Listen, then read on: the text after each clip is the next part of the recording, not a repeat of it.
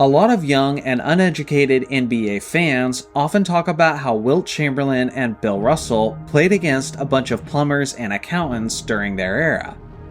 Well, not only is that outrageous, but it's highly disrespectful to the competition of that era. And I believe no legend is more disrespected by those comments than Nate the Great Thurmond. Tell me, does this 6'11" Hulk-like figure look like a plumber to you? This NBA legend played professionally between 1963 and 1977, and in that time, he proved himself as one of the greatest defensive players in league history. Many people who were alive during his prime consider him as the greatest on-ball defender of all time. He made 7 All-Star teams, 5 All-Defense teams, and was honored as one of the 75 greatest players of all time. Kareem Abdul-Jabbar famously had a difficult time scoring on Thurmond, as he was a relentless defender in the post. Kareem had this to say about his fellow big man: "When I score on Nate, I know I've done something. He sweats, and he wants you to sweat too." His power in the painted area was almost unmatched, as he was not only a great low-post scorer, but an all-time great rebounder. Over the course of a 4-season stretch from 1967 to 1970, he averaged over 20 points and over 20 rebounds per game, which is a feat that only him and Wilt Chamberlain have ever accomplished. He was most famous for his dominance while playing for the Warriors, where he finished as high as 2nd overall in the MVP voting. But did he ever make an excellent impression when he first landed in Chicago? At the age of 33, in his very first game as a member of the Chicago Bulls, he put up a historic 22 points, 14 rebounds, 13 assists, and 12 blocked shots. To this day, he is one out of only 4 players to ever achieve the illustrious quadruple-double. But here's the crazy part: blocks and steals were not officially tracked stats until he had reached his 11th season of his NBA career, which was well after his prime days were over. So in reality, he probably had many other quadruple-doubles before that. Due to the fact that he played in the same era as Bill Russell and Wilt Chamberlain, he unfortunately never won a championship ring. With that being said, he did make it all the way to the NBA Finals twice, including a trip in 1967, where he contained a 30-year-old Wilt Chamberlain to only 17.7 points per game over the course of the series. To put it simply, he was one of the most underrated and underappreciated players in the history of the game. And the next time anyone dares to say that Wilt and Bill only competed with plumbers, you make sure to quickly let them know about Nate the Great Thurmond. Long before Anthony Davis was getting buckets, there was another man known as AD. His name is Adrian Dantley, and to this day, he is one of the most underappreciated players in the history of basketball. Adrian was the definition of a walking bucket, as the guy was methodical and extremely fluid with his offense. He was a 6'5" small forward, but he wasn't the most athletically gifted. On the contrary, he often seemed kinda slow. Don't get me wrong, he definitely had another gear, and could accelerate a little bit if he wanted to. But more often than not, his preference was simply to go through the motions and trust his veteran savviness and fundamentals. Coming into the NBA, he was taken with the 6th overall pick in the 1976 NBA draft by the Buffalo Braves, and it didn't take very long for the 5 teams who passed up on him to start regretting their decision. In his rookie campaign, AD averaged 20 points, 7.6 rebounds, and 1.2 steals on a stellar 52% shooting from the field. In the history of the NBA, only 7 non-centers have averaged over 20 points per game on over 50% shooting from the field in their rookie season, and Dantley is one of them. Thanks to his impressive debut season, he easily won the league's Rookie of the Year award. Now the Braves only finished that season with a 30-52 record, regardless of the fact that the team had some talent, with guys like Bob McAdoo, Randy Smith, and Adrian Dantley. The thing is, Buffalo felt like they had an opportunity to contend, if they just upgraded with veteran star players. So shockingly, they traded Dantley to the Indiana Pacers in exchange for the all-star Billy Knight, who was coming off of a season where he averaged 27 points per game. This stunning trade made Dantley the first and only Rookie of the Year winner in league history to be immediately traded after winning the award. A motivated Dantley took a massive leap forward in Indiana, and in his first 23 games there, he averaged 26.5 points per game and 9.4 rebounds on 50% shooting from the field. Now here's the thing. At that time in the NBA, the common narrative throughout the league was that a team couldn't win a championship without a great big man, and the Pacers didn't have one. The Los Angeles Lakers had two great centers at that time, and Kareem Abdul-Jabbar and in his backup James Edwards. So in a surprising package deal, the Pacers traded Dantley to the Lakers for James Edwards.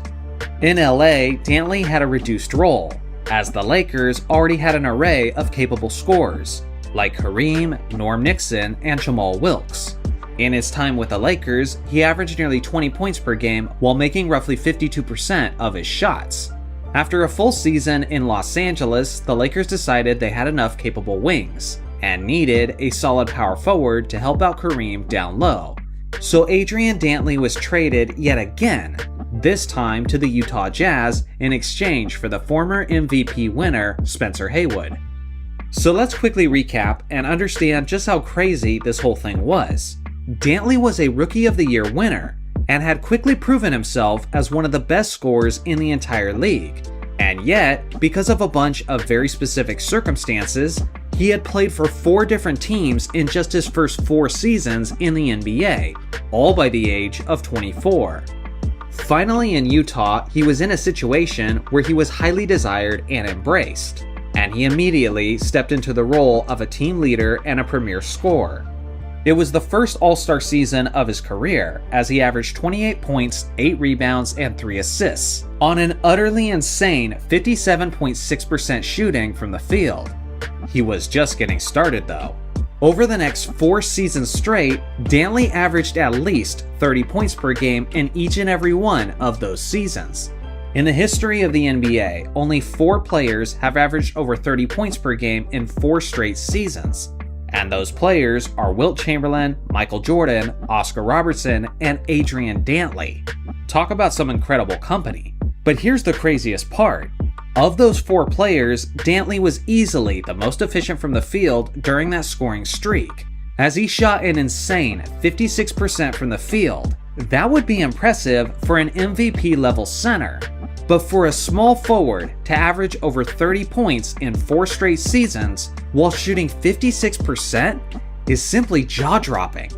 No other wing player in NBA history has ever been close to achieving what Dantley did in that stretch. Unfortunately, Utah wasn't a very deep team at that time, so despite the historic scoring eruptions, the furthest they made it under Adrian's leadership was the Western Conference semifinals in 1984 and in 1985. In total, Dantley spent 7 seasons with the Utah Jazz, finishing as high as 7th in the MVP race in 1984. In the summer of 1986, the Jazz and Dantley couldn't come to terms on a contract extension to his liking, so the team decided to embrace a rebuild and traded Dantley to the contending Detroit Pistons in exchange for Kelly Tripucka and Kent Benson. Now Adrian was one of many elite weapons, as Detroit had stars like Isaiah Thomas, Joe Dumars, and Bill Laimbeer. He now had to reduce his scoring role, but even with that being the case, he was still incredibly effective with the team, as he averaged roughly 21 points on 52% shooting in his 2.5 seasons in Detroit. As the team's leading scorer, they made it all the way to Game 7 of the 1987 East Finals, where they were eliminated by Larry Bird and the Boston Celtics. Then again, as the team's leading scorer, they made it all the way to the NBA Finals in 1988, where they were controversially eliminated by the Los Angeles Lakers in the 7th and deciding game. After getting extremely close to the mountaintop, the Pistons were poised to make a championship run in 1989, but behind the scenes, things got heated between Adrian Dantley, Isaiah Thomas, and the head coach Chuck Daly, as Dantley wanted to be a greater focal point of the offense, and was frustrated that some of his minutes were going to Dennis Rodman. As a result, Detroit traded Dantley to the Dallas Mavericks, in exchange for another scoring star, Mark Aguirre. Part of me wonders if Dantley ever regretted the role he played in his split with the Pistons, because Detroit went on to win the NBA championship that season, and the following season as well. It was at this point that Adrian's career started to rapidly decline, as he was now well into his 30s, and was not quite the same dominant scorer that he once was. By the end of the 1991 NBA season, he had played his final game within the league. Now, to evaluate his career, there are several things that I want you to know about Dantley. His production overall was also insane. For some perspective, let me ask you, just how productive was Kobe Bryant over the 2000s decade, where he was likely the best player in the entire world? Well, here's the averages of Kobe Bryant in the 2000s in comparison to Adrian Dantley's numbers in the 1980s. They were extremely similar, as Kobe averaged 1.7 more points, while Dantley was about 10% more efficient from the field. When you look at it this way, you really begin to understand just how dominant he was as an individual talent.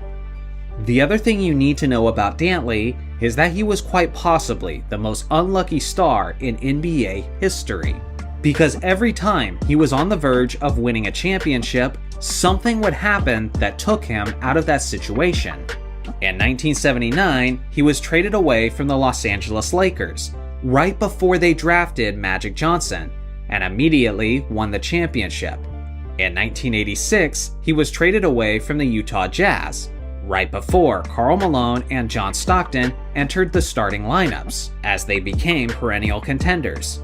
In 1988, he was screwed out of a ring, as the famous phantom foul call and the controversial end to Game 7 of the 1988 Finals sealed the championship victory for the LA Lakers.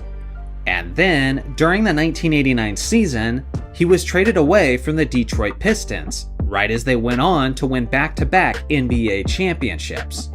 Somewhere in an alternate universe, this guy has multiple championship rings, and is properly celebrated as the greatest scorer of his era. But instead, in our current reality, he's only known by basketball superfans as one of the most overlooked and forgotten greats of all time. Around the time that Kobe retired, I remember many people calling him the last of a dying breed. That's because in today's modern NBA, guys don't play through injuries quite like they used to. Many superstar players spend their free time podcasting or streaming, while the Mamba regularly sacrificed sleep to get every additional moment in the gym that he possibly could. In today's era, it's difficult to get guys to give even 80% effort in an all-star game or even regular season games. And oftentimes, they're not even present in the first place, because they chose to, quote, load manage. Then there's Kobe Bryant. Even from the moment he came into the league as a teenager, he valued hard work, and had a level of competitiveness that none of his peers could match. At this point, we've all heard Kobe story after Kobe story, testifying about his commitment, dedication, and relentlessness. And today, I'm bringing you yet another example of that. But this one is basically never talked about. So let me give you the context. The date is October 20th, 2001. The Lakers are currently the defending back-to-back NBA champions. And to say that they were dominating the rest of the league would be a gargantuan understatement. The Lakers were coming off of an NBA championship run where they had won 23 out of their last 24 games, including a 15-1 postseason run, where they swept through an incredibly stacked Western Conference. This postseason performance put the 0-1 Lakers in the conversation of the greatest team in NBA history. So in a sense, they had nothing left to prove, because they had already proved it all. Anyone could look at this situation and expect the Lakers to have a championship hangover. After dominating the entire league with the greatest postseason run ever, it wouldn't be surprising to see them start the 0-1 to 0-2 season looking lethargic, content, and uninterested. And you would especially expect that to be the case in the NBA preseason, where the games are literally meaningless to a team's championship chances, and where the statistics and final scores are not even officially tracked, because of just how insignificant they are. So now that we know the context, let's bring our attention back to the game at hand. The Lakers were taking on their rivals, the Sacramento Kings, and it was just a preseason game 10 days before the season was set to officially begin. Although the Lakers were technically considered as the home team for this exhibition game, they were not actually playing in Staples Center, Los Angeles, but rather it was in Las Vegas, Nevada. In this type of situation, many star players wouldn't participate in this game at all, and if they did, they wouldn't be on the court during crunch time. But again, then there's Kobe Bryant. He had a decent start to the game as he was in rhythm and had about 10 points through the first half, in just a one-possession game. Into the third quarter, and Bryant is still playing with a tremendous amount of intensity, as he was scoring, distributing, and was extremely aggressive on the boards. Throughout the third and much of the fourth quarter, Kobe spent a lot of time on the bench, and that's when Sacramento's lead blossomed. It's now late in the fourth quarter and Shaq is done for the night, but Kobe finds himself still out there on the court, trailing by 15 points with just over 3 minutes left in this inconsequential ballgame. Kobe's solid defense helped force the turnover that led to his breakaway dunk. On the next possession, Kobe gets the rebound off the Kings' missed jumper, and then he takes it to the other end and buries a three, which cuts the lead down to 10. Sacramento then scores on the other end. And then, back on the Lakers' side, Kobe fakes out Doug Christie to create space for yet another three-point jumper. The Lakers fans in the crowd are loving it, as they are certainly getting more than what they paid for in this preseason matchup. A couple possessions later, there's a minute left in the fourth quarter. Lakers are down by 9 points, and Kobe is playing relentless full-court defense, trying to keep their hopes alive. He then forces Peja Stojakovic into a turnover, which I think the refs called as either a travel or a double dribble. The faces on the Kings bench look utterly confused, as they're probably wondering why Kobe wants this so damn much. While just about every other player would have phoned it in by now, looking forward to a night on the town in Vegas, this is the Mamba, drenched in sweat, giving it his all, trying to win a meaningless preseason game simply because this is who he is, and this is what he does. With the ball back to Los Angeles, Kobe then does this. Forwards start playing 36 to 38 minutes. 51 seconds, Kobe Bryant hits the three! Yes! He's playing like it counts. 105.99 and he has 27. This third straight clutch three-pointer gave him a total of 27 points on the evening.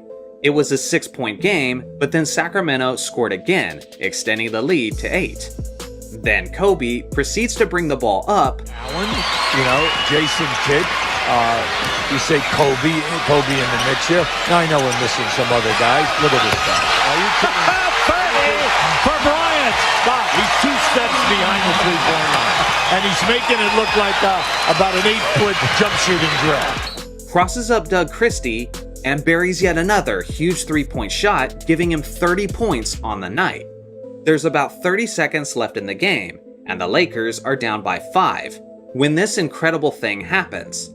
The Lakers supporting cast doesn't foul the ball carrier in the back court, to which then Kobe has to intentionally foul in the front court. Everyone else has basically succumbed to defeat, while the Mamba is visibly frustrated at his teammates for not fouling earlier in the possession. I gotta be honest, as a lifelong Lakers fan, it's very rare that I don't know who a Lakers player is. But I must admit, I have no idea who the hell this is talking to Kobe. If you look really closely though, you can read their lips on their interaction. Generic create a player says, "Hey bro, relax, it's just the preseason." To which Kobe responds, "Hey bro, you're not gonna be on the team tomorrow." Ultimately, the deficit was too much, and the Lakers did end up losing the game. That meant absolutely nothing to their eventual third straight championship run. Now you might be looking at this topic, wondering why this worthless preseason game was even worth a video. But that is exactly my point. To almost all of us, this is just a meaningless preseason affair. But to Kobe, this was a match worth giving it his all. and he held his teammates to that same standard.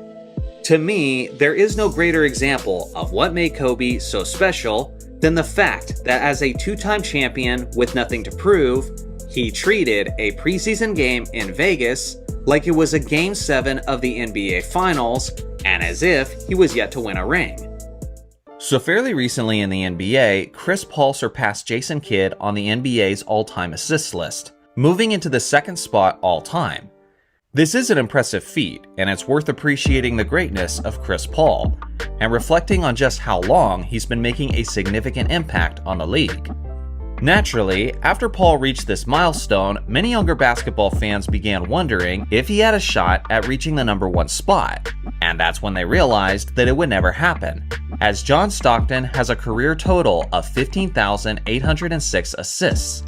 For some perspective, Nikola Jokic has a lower number of points than the number of assists that John Stockton has.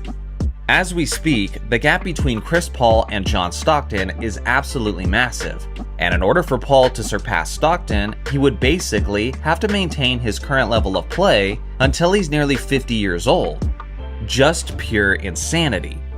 So with this information being out there in the world, what do you think happened? Do you think younger fans took a moment to appreciate the greatness of John Stockton and respect the fact that he has one of the most unbreakable records in NBA history? Of course not. In typical form for the disrespectful modern fans, they immediately began taking a dump on him as a player, trashing his legacy, ridiculing his competition, and claiming that Chris Paul is the actual all-time assist leader. Because, quote, Stockton's stats are fake. Just to be clear, this is nothing new for John Stockton, as he's been taking heat from various YouTubers, fans, and modern analysts for nearly a decade at this point. When I first entered the YouTube sphere as a creator, the narrative at the time was that he didn't have a left hand. Although it's true that Stockton used predominantly his right hand, it doesn't take much in-depth searching on YouTube for an honest person to realize that Stockton did in fact have a left hand. The next predominant narrative was that John Stockton was the beneficiary of biased statisticians, as many YouTubers and analysts have claimed that Stockton's assist numbers were artificially inflated by Utah statisticians, which is why his numbers ended up being so outlandish. And then, the next predominant narrative was that he wasn't all that special of a point guard because he played with Karl Malone, who was one of the major reasons why those assist numbers got so high. Those three negative narratives, the left hand, the fake stats, and the Karl Malone handicap, are the main things I'm dissecting in this video. So sit back and enjoy as we uncover the truth behind the legacy of John Stockton. First off, the left hand. To my understanding, this entire narrative started when a YouTuber by the name of the NBA Storyteller made this video. And in short, his conclusion was basically that John Stockton didn't have a left hand. Allegedly, he couldn't dribble with it, pass with it, drive with it, or even finish with it. At the very least, I respect observant individuals who are able to spot certain trends that others may miss, but also a person who's bold enough to make their claim even if they know they're going to take heat for it in return. That's what the NBA Storyteller did with this video, so I gotta give him credit for that, because the footage tells us that Stockton leaned heavily upon his dominant right hand. The thing is, I think this is a product of the era he played in. Back when Stockton was a young player, defensive players can hand-check the ball handler, as they essentially steered the offensive player in the direction that they wanted him to go. Also consider how difficult it is to do stuff like crossover dribbles and various moves with both hands when the defensive player is allowed to be up in your jersey with his hand on you. Naturally, this forces the offensive ball handler to be more protective with the basketball, meaning he would often be backing down a player from the three-point line, and the ball is in his dominant hand as a way to be more secure with the rock. This wasn't just something that Stockton did, but it was a regular part of Magic Johnson's game as well. Then there's extensive footage online of Stockton actually doing work with his left hand. So at the very least, he could use it, but he just didn't use it as often. And here's my last and most significant point about Stockton's left hand, which is essentially, so what if he doesn't have a left hand? So you're trying to tell me that he dominated the game of basketball and became the all-time leader in assists with only one hand? And somehow that makes him less impressive? If anything, that just makes me more mesmerized by the skill of his right hand. Listen, currently the NBA's reigning finals MVP is a guy who definitely doesn't have a left hand in his game. At one point, Jaylen Brown was the highest paid player in NBA history, all while NBA fans and NBA scouts knew full well that he was incapable of driving left, dribbling left, and finishing left with any bit of consistency. For goodness sake, look at how bad he is in this layup drill. Are we positive that John Stockton would have been any worse than this? It's also weird when people act like a player having one single weakness suddenly destroys his entire legacy and credibility.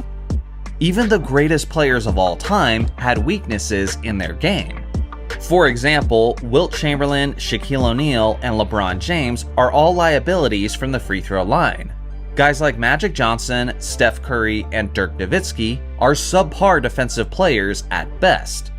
Michael Jordan was a terrible three-point shooter in the first 4 seasons of his career. I could go on, but the point is that if these weaknesses of these great players don't fully invalidate their legacies, then why should that be the case for John Stockton? Let's get into the next one, the alleged fake stats.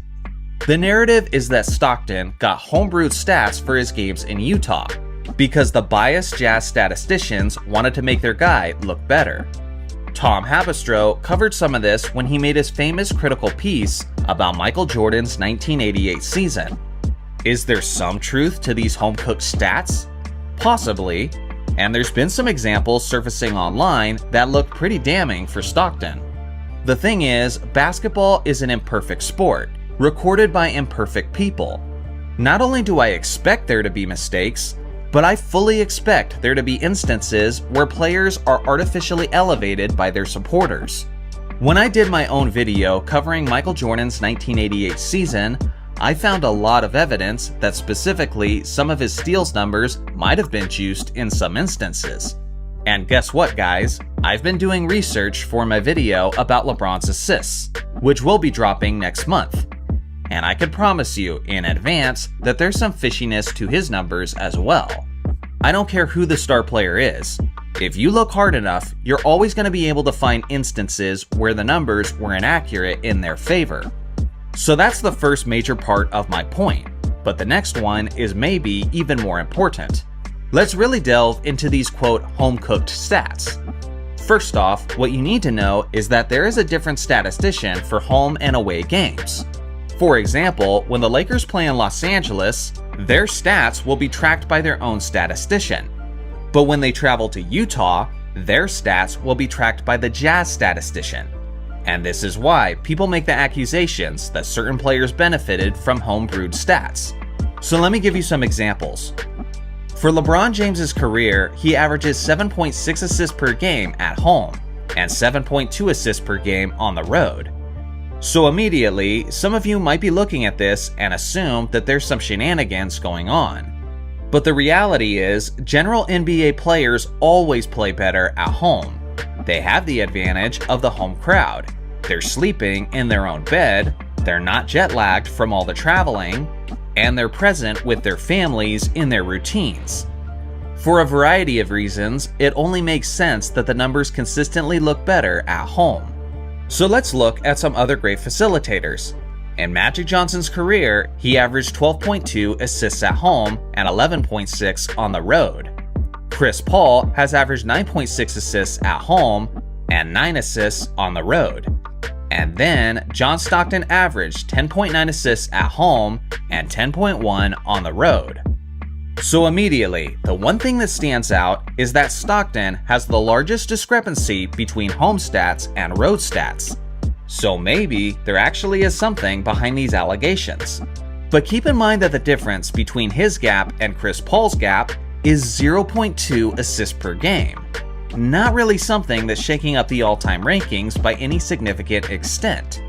So let's just assume that we can only go by Stockton's numbers in his away games. If you adjusted his home game averages to be the same as his road numbers, Stockton still would have finished with around 15,190 assists, meaning that even without the home game boost, he would still have a lead over Chris Paul greater than 3,000 assists. It would still be virtually impossible for CP3 to be even close to catching Stockton before he retires. So at the end of the day, this narrative that Stockton is only the leader because of the home-cooked stats is not only stupid, but it's completely asinine to even suggest it. Lastly is the criticism that he's only the NBA's all-time leader because he played alongside of Karl Malone. Well, let me start things off by saying that I don't think anyone is ruling out the fact that Malone obviously boosted Stockton's assist numbers. I mean, for goodness sake, the mailman was one of the greatest power forwards in NBA history. He was a two-time league MVP, and he's the game's third leading scorer on the all-time list. But to be fair, who is Kobe without Shaq? Who is LeBron without Wade? Who is Magic without Kareem? And who is Michael Jordan without Scottie Pippen? Every all-time great benefited from some significant help. So to pick and choose which ones to disqualify is completely unfair unless you do it to the rest of the field as well. In his career, John Stockton and Karl Malone played a total of 19 seasons together. And in that time, there was a total of 10 regular season games where Stockton played without Malone. This was back in the day where NBA superstars played all 82 games with extreme consistency. Regardless of the fact that most of these 10 regular season games were past Stockton's prime, he still managed to average 9.6 assists per game without Karl Malone. This means that if we prorated Stockton's assists without Malone to the rest of his career, he would still have about 14,438 assists, meaning that he would have a lead of 2,300 assists over Chris Paul, even without his greatest offensive weapon. So basically, the dumb narratives that are constantly regurgitated about Stockton are just that, extremely dumb false narratives. If you ask me who Stockton was, he was simply one of the top 2 greatest passers in the history of the game. He wasn't an explosive scorer by any means, but he was very efficient in his contributions, and was always a threat from three-point range. He was an all-time great defensive player, and I'm just now mentioning that he's the game's all-time leader in steals as well, and by a country mile. He wasn't a flashy player by any means. He was smooth and methodical. He was extremely smart and safe with the basketball, as he had an incredible assist-to-turnover ratio. He was a master of angles, anticipation, and communication. He was nowhere close to being considered as an athletic freak. But like other greats in the modern NBA, like Nikola Jokic, Luka Doncic, and Chris Paul, John Stockton didn't need to be, as he was fundamentally sound, skilled, and just understood the game better than 99% of the guys within the league. Sure, he made it to the NBA Finals twice and never won a single championship, but that's nobody's fault other than Michael Jordan. Literally, nobody's fault other than Michael Jeffrey Jordan, who kept a lot of all-time greats from winning championships. Stockton led his Jazz to beat a Rockets three-headed monster of Olajuwon, Barkley, and Drexler. And before you say it was because they were old, newsflash, the Bulls and Jazz were basically just as old. Stockton also helped lead his Jazz to defeat the Lakers super team in 1998, who had 4 NBA All-Stars like Shaq, Kobe, Eddie Jones, and Nick Van Exel. This was a Lakers team that many people expected to represent the West in the 1998 NBA Finals, and even the Lakers themselves made some of those claims throughout that season. And Stockton was the floor general for the team that beat that squad. You can say that Stockton didn't have a left hand, that he had weak competition, and he had a superstar forward that made him look better than he actually was. You're free to have whatever opinion you want, but you know who I'm listening to the opinion of? The guy who's arguably the greatest defensive point guard in the history of the game, Gary Payton. This is a guy who competed with Magic Johnson, guarded Michael Jordan in the NBA Finals, guarded Kobe Bryant in the NBA playoffs, and he's also a guy whose career overlapped with Dwayne Wade and LeBron James. So he's a defensive legend who's been a part of all kinds of amazing eras. And you know who he says is the most difficult player he's ever had to guard? That's right, John freaking Stockton. So based on all that, if he indeed doesn't have a left hand after all, well then I guess his right hand might just be the greatest right hand in the history of basketball. The 1980s. The rugged tough guy days of the National Basketball Association. It was a very unique time within the league as there was this incredible blend of various different styles. Some teams and players preferred a slower half-court approach, while other teams couldn't push the tempo fast enough, which often led to many incredible highlights. The game was also insanely physical, not necessarily in the sense of constant screens and body contact, but more in terms of the fouls and lack thereof. More physicality was permitted during that era, since the flagrant foul call was not strongly implemented until the 1990 NBA season. To put it simply, if you could survive as a pro in the 1980s, then you'd probably make it in just about any era of the NBA. But today, we're not just talking about the players who had survived if you dropped them in this modern era, but rather, who were the guys that would thrive? Who are the players that take the greatest leap forward if they changed eras? Today, I'm taking my experience of watching hundreds of hours of 80s basketball, and I'm doing my best to answer that question. First off, Mark Price. This guy was so ahead of his time as a point guard. His efficiency splits were insane throughout his career, as he was constantly hovering around 50, 40, 90 percentages year in and year out. In the modern NBA, point guards like Steph Curry, Damian Lillard, and Trae Young have a greater green light than point guards in generations past, as they can launch away as many three-point bombs as they could possibly want, with no objections from their coaching staff. As a lethal three-point shooter who had an incredible pull-up jumper off the dribble, Price would absolutely thrive in this era, as his speed and ball handling was elite by the standards of any era. So creating space for plenty of good looks would be no issue for him whatsoever.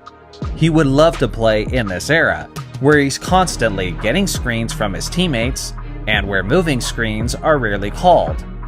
Throw in the fact that he was a terrific passer and an all-time great free throw shooter, and this guy would see his numbers skyrocket. During his prime in 1990, he was averaging about 20 points, 9 assists, and 3 rebounds on solid shooting splits, but he was doing that on only 14.5 shots per game. In this modern era, coaches would be begging him to shoot it more. So hypothetically, in this modern game, I could see those averages increasing to about 26 points per game, 10 assists, and 4 rebounds on roughly the same shooting splits. Next is Dale Ellis. This guy is such an underrated gem of the NBA's past that basically only us old heads know about. This was a guy who was desperately trying to play 2020s basketball in the 1980s, as he was a pure shooter and would launch away from deep as often as his coach would let him. In interviews, Larry Bird still often gives him his proper respect, as Ellis was often his greatest competitor in the NBA's annual three-point shootout, which he actually won in 1989. He wasn't elite in many areas offensively other than scoring, but as a pure 6'7" shooting wing, that's all he would need to be in order to be a dangerous threat in this modern league. At his best in 1989, he played all 82 games, and averaged 27 points, 4 rebounds, and 2 assists, while making 50% of his shots and an absurd 48% of his three-point shots. Hypothetically, in this modern league, I think his three-point attempts would more than double, from about 4 per game to around 9 on a nightly basis. Because of this, I think his three-point percentage would drop slightly, but I'm still predicting that a prime Ellis would average 30 points, 4 rebounds, and 3 assists on 48% shooting from the field and 43% from three-point range. Next up is Bill Laimbeer, and I know what you're thinking. Bill Laimbeer, as in the physically punishing big man who reveled in his bad attitude as the face of the Detroit Pistons? Yup, that's the one. But he's thriving in this modern league for reasons that you're not thinking of. Obviously, he would need to tone down his physically punishing nature. But if Draymond Green can keep playing in the modern NBA despite all the things he's done, then I don't see why Laimbeer couldn't, although he would certainly be getting suspended a lot more often than he's used to. Beyond all that, there's a lot of reasons Bill would gel in this modern league. First off, Bill Laimbeer is a 6'11 center who was an elite rebounder and was an incredible outlet passer, which is a nice skill to have in this modern game, where bigs need to get the ball to their shooters as quickly as possible. Bill was also one of the first stretch 5 centers in NBA history, as he loved to shoot 3-pointers and would often run the pick and pop beautifully with Isaiah Thomas and Joe Dumars. Like many players in the 80s, he wasn't a great 3-point shooter for the first half of his career, while the players were still adjusting to the implementation of the long ball. But by 1990, he shot as high as 36% from 3-point range, which was considered to be very efficient in that era. And I do think he would be even more efficient if he played today, since he would have more incentive to practice even more of those shots. At his personal best in 1985, he averaged about 17 points, 12 rebounds, and 2 assists on 51% shooting. In this modern league, I think he would average about 21 points, 11 rebounds, and 3 assists on 50% shooting from the field and around 37% from deep. Last on the list is obviously Larry Bird. This guy's game was tailor-made for the modern league, and this one doesn't require much elaboration since you all are so familiar with his game. He was a 6'9" power forward / small forward who can handle the rock, who can facilitate with the best of them, who was a lethal 3-point shooter, and who had a basketball IQ that was through the roof. Even if he was technically a forward, he would still orchestrate the offense as a large point, in a similar fashion to guys like LeBron James, James Harden, and Luka Doncic. At his best in 1987, Bird averaged about 28 points, 9 rebounds, and 8 assists on better than 50-40-90 percentages. In this modern league, with more 3-point attempts and with the ball in his hands even more to make plays, I think he's averaging about 33 points, 9 rebounds, and 12 assists on right around 50-40-90 splits. There's some 80s players who could definitely get some love in this hypothetical scenario, so this is my list of honorable mentions. Who is the 80s player that you think would get the greatest boost from playing in today's game? I look forward to hearing your thoughts in the comment section below. So there's this interesting and strong narrative that's been circulating in basketball communities for a while at this point. They claim LeBron James is better than Kobe Bryant. And one of the hypotheticals that always comes up is, imagine if a young LeBron had a prime Shaq for his first 8 years, just like Kobe did. One of my favorite YouTubers ever since I started watching NBA YouTube is Dom2K. He makes awesome content, and although Mike Horzemba inspired me to try this YouTube thing out, it was Dom that I wanted to model my content after. I also know the guy. He gave me some advice when I was just starting out my YouTube channel, and once upon a time, we were actually planning on doing a Super Smash Bros. Stream together on our gaming channels. But I think we just got busy and it never panned out. Now let me get to the point of this video though. Dom made a video in 2018 called Why LeBron James is Undoubtedly Greater Than Kobe Bryant. In this video, he had a specific section where he asked, what if Prime Shaq was on LeBron's team in the first 8 years of his career? Take a listen for yourself. And like anyone else, I've often thought about, well, what if it was LeBron instead of Kobe? What if he'd have been drafted with a top 3 center in history and his career was molded from that? I never get over dramatic and call 8 or 10 rings because I always have questions about how LeBron would have fit with the paint clogging, non-shooting center when he couldn't shoot that well himself for a while. But I don't have any questions about how that duo would have coexisted and reached its potential. It goes deeper than just LeBron sharing the ball more than Kobe because he's a shooting guard and it's not his job. Kobe had it built into his system that sometimes nobody else on the court mattered and he was just going to do it himself. That's part of the killer mentality you always hear about, the Black Mamba, but as I'm going to discuss later, that definitely held him back more than people realize. Now listen, I only played a small segment of this video, so if you want to hear his thoughts in full, I definitely recommend you go hear him out, and give him a chance to make his whole argument, and go ahead and give him a sub while you're at it. Now here's my thoughts about it. People always assume that LeBron and Shaq together would have been better than Shaq and Kobe, but honestly, I don't get why. If it's a LeBron fan making the point, then I understand why they want to use that narrative to brag about their guy. But outside of that, the logic just doesn't make much sense to me. So let me break it down. Basketball isn't just about getting the most talented players together, putting them in the same jerseys, and watching them win championships. There's been a lot of instances where GMs have tried that and it just didn't work. In my opinion, a young LeBron James simply doesn't mesh as well with Shaq as a young Kobe did. One of the things that worked so well for Kobe and Shaq was their inside-out game. During those days, Shaq would often draw all of the attention to the painted area. The defense would collapse upon him, and that's when he would kick the ball out to his various perimeter shooters. Guys like Rick Fox, Brian Shaw, Derek Fisher, Robert Horry, and yes, sometimes Kobe Bryant as well. Shaq dominated the painted area, while Kobe did his damage from the perimeter. On the other hand, LeBron is lethal when he can attack the basket and finish around the rim. But that's so much harder to do when Shaq is clogging the lane and drawing so many defenders' attention to the painted area. It's easy to help off of Shaq when many of the defensive attention is already around the rim where LeBron is trying to go. The advanced shooting stats actually back this up. Over the course of their careers, Kobe was more efficient than LeBron James between 3 feet and the three-point line. Specifically, in the mid-range, it isn't even close, as Kobe hit 43% of his career shots between 10 to 16 feet, while LeBron shot only 36.6% from that same distance, which is a brutal contrast. Then there's three-point shooting. Eventually, LeBron became a pretty solid three-point shooter.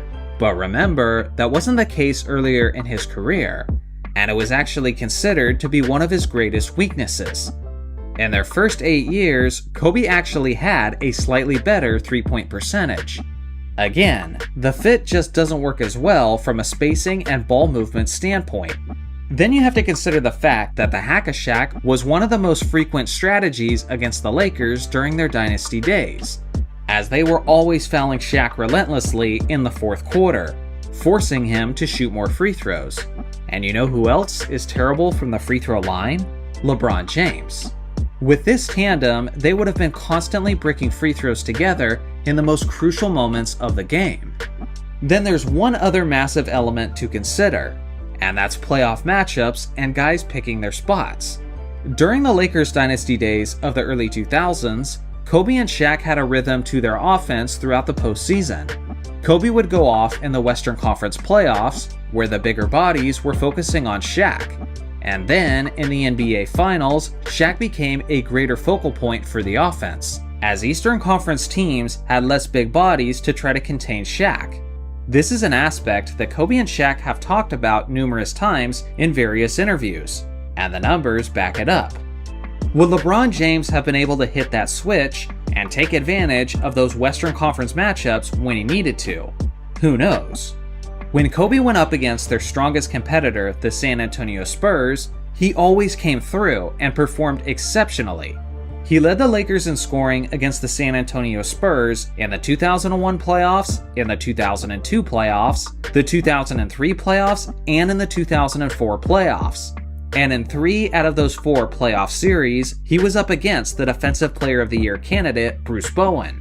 And these were the impressive numbers that Kobe averaged in each of those series. On the other hand, LeBron went up against Bruce Bowen only once in his postseason career, and these were the numbers that he averaged against the All-Defender. If LeBron put up those kind of numbers against San Antonio in the playoffs, then the Lakers likely don't get past that round. So no, for a multitude of reasons, I don't think Shaq and LeBron would have been nearly as successful together as Shaq and Kobe were in their 8-year stretch. And anytime someone tells me that Shaq and LeBron would have been better, I think it boils down to the simple fact that they think LeBron is a better player than Kobe. But I'm not sure if they actually thought through the X's and O's. But hey, I could be wrong. Maybe Dom is right. This video isn't about me calling out a dude for something he said 6 years ago, because again, this is all hypothetical, so who am I to say that he's wrong when he very well may be right? I personally just don't see it, and I wanted to see what you guys thought. Do you think that LeBron would have had more success with Shaq than Kobe did in his first 8 years? I look forward to hearing your thoughts in the comment section below. This rest stuff just drives me crazy. You're playing basketball for a living, okay? I understand if you're working in a coal mine that you may need a rest day after it. You're playing basketball. The joy that comes with competing in basketball is fun to play. I never got tired in a game. How can you get tired in a game? You're playing basketball.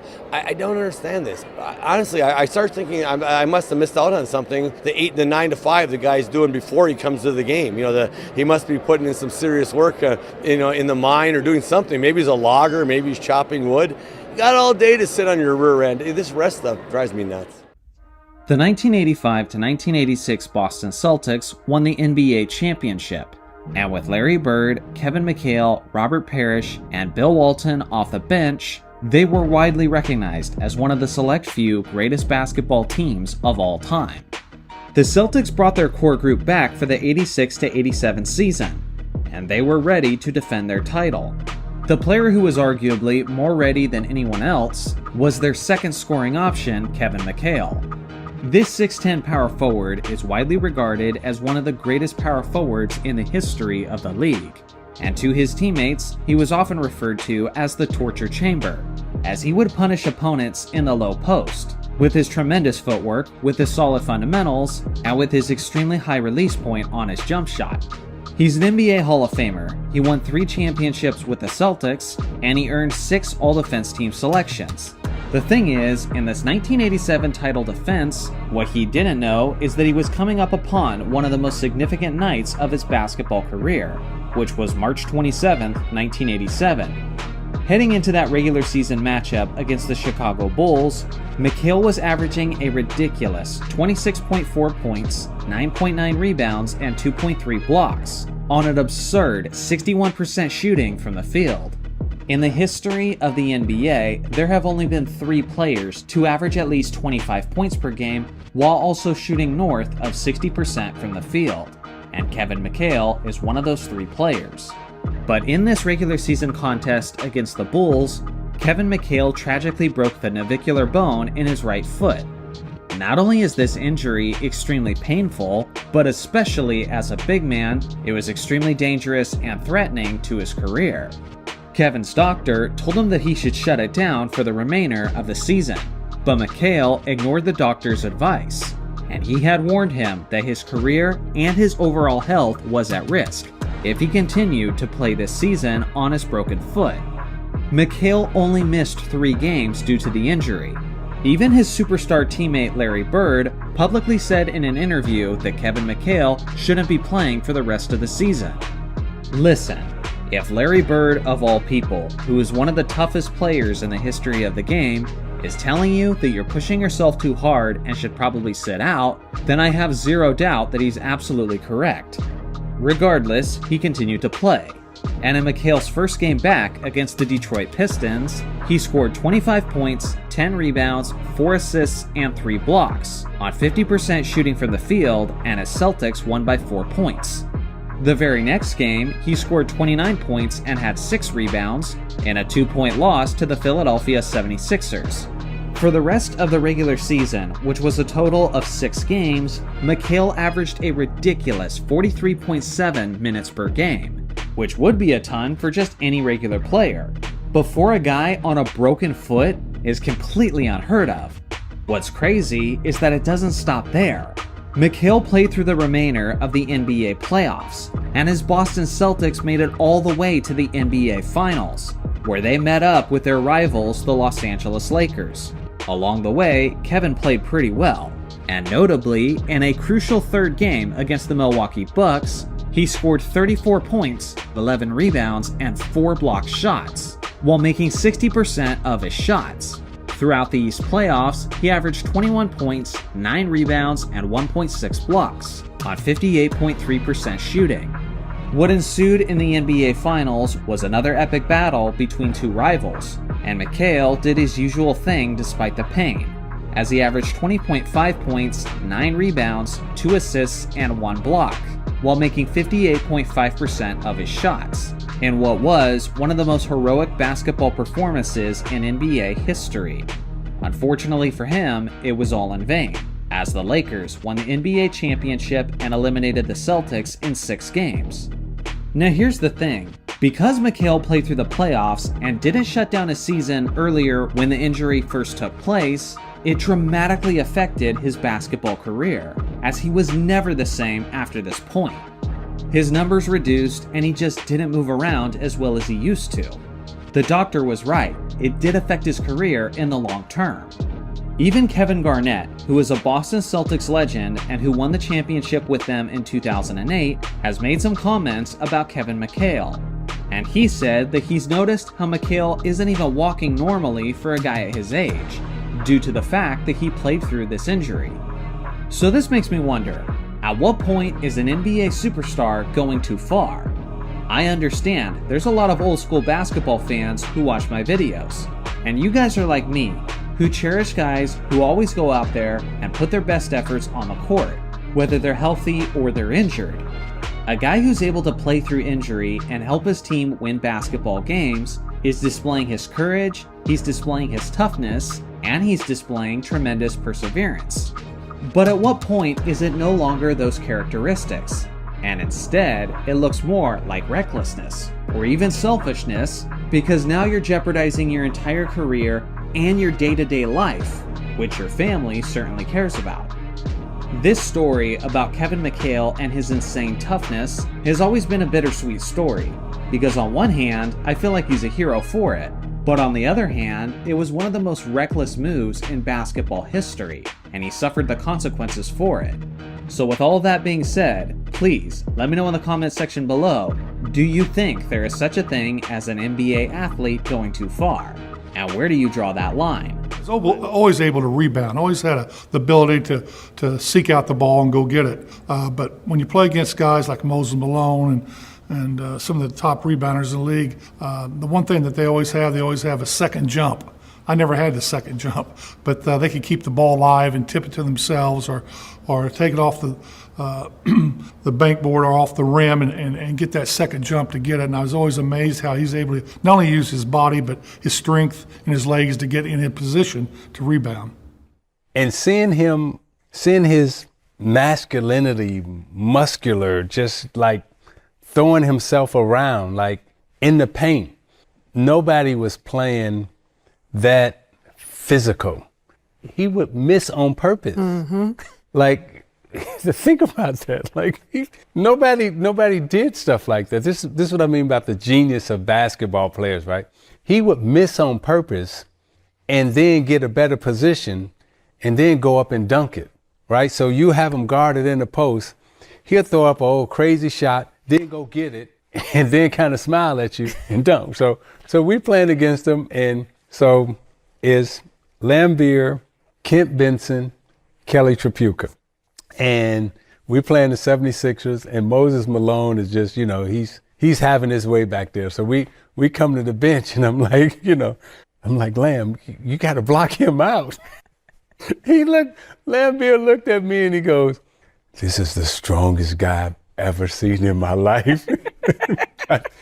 Moses Eugene Malone, also known as the chairman of the boards, and for good reason. Moses was a dominant force offensively and an all-time great rebounder. Moses was so much better than many NBA fans realize, and there's a number of reasons for this that go beyond simply his production. If I had to pick the biggest reason, I would say it's his legacy's identity crisis. Throughout his career, Moses played for 9 different teams, which is extremely rare even for a role player. But for an all-time great player, it's almost completely unheard of. Just look at the amount of different jerseys and numbers that this guy wore. The thing is, when a player isn't associated with a specific franchise, it affects his legacy and means that he isn't often remembered as fondly because he can't be claimed by one fan base as their own. The 6'10 Moses was drafted in the 3rd round of the 1974 ABA draft by the Utah Stars. He was selected relatively late and straight out of high school, which wasn't a very common occurrence. In fact, at the time, the New York Times even called him the first high schooler to go straight to the pros in modern basketball history. He immediately proved he was more than ready, As only a 19-year-old in his rookie season in the ABA, Moses averaged 18.8 points, 14.6 rebounds, and 1.5 blocks on 57% shooting. This was good enough to make him an ABA All-Star in only his first year. The Stars eventually lost in the semifinals to the Denver Nuggets in 6 games. Unfortunately, Moses would not be enough to save the Stars franchise from their massive debt. The Stars organization folded, and as a result, they sold Malone to the Spirits of St. Louis. But he wouldn't get very comfortable there either. After only playing half of his second season in the league, the ABA and NBA merged before the beginning of his third season as a pro. The Spirits were not among the teams selected to join the NBA, meaning Malone would once again be available in a draft. This time, it was the NBA-ABA merger draft, where he was selected by the New Orleans Jazz, before he was swapped to the Portland Trail Blazers for a regular draft pick, before the Blazers then experienced salary concerns and then traded him to the Buffalo Braves. I'm honestly starting to feel sorry for Moses just writing the script. Malone's third season finally began with the Braves, but they were only playing him about 3 minutes a game, which had the young Malone extremely frustrated. As a result, after only 2 games with the Braves, they traded him to the Houston Rockets for 2 future first-round picks. Moses was barely into his third season as a pro, and he had already been claimed by 6 different teams. The good news is that Malone would finally find a somewhat long-term home with the Rockets, and the frustrated and determined 21-year-old was ready to make all of the doubters look stupid, and he would do just that. He played 80 games for the Rockets at about 31 minutes a game, and he averaged 13.5 points, 13.4 rebounds, and 2.5 blocks on 48% shooting. They eventually lost in the conference finals, but this was just a taste of what the Rockets and Moses were capable of. The following season, he averaged 19.4 points, 15 rebounds, and 1.3 blocks on 50% shooting. The only problem was that this year was cut short to just 59 games played when he got a stress fracture in his right foot, and his year was done. But when he would return healthy the following season, the prime of his monstrous career would begin. 1979 to 1982 was his best 4 years with Houston, and in that stretch, he averaged 27.4 points, 15.4 rebounds, and 1.5 blocks on 52% shooting. He also won the League MVP award in 2 of those seasons. This includes a performance against the New Orleans Jazz where he pulled down 37 rebounds in a single game. In the 1981-82 season, he put up 31.1 points and 14.7 rebounds in what was arguably the best year of his career. Let me put those numbers in perspective. No one in all of the years since has matched those 2 averages in a single season. Not Kareem Abdul-Jabbar, not Shaquille O'Neal, not Hakeem or Giannis. No one. Statistically, he stood out far beyond his peers. From 1979 to 1985, he won 6 rebounding titles in 7 years, including 5 straight. His 6 rebounding titles is the 3rd most in NBA history, behind only Dennis Rodman and Wilt Chamberlain, and his streak of 5 years is the 2nd longest streak ever, behind only Rodman. The insane rebounding numbers he put up were not a product of his era either. In the modern NBA, teams are averaging around 45 rebounds a game. In Wilt Chamberlain's era, teams were averaging anywhere from 53 to 73 rebounds a game. And in Moses Malone's era, teams were averaging around 43 rebounds a game.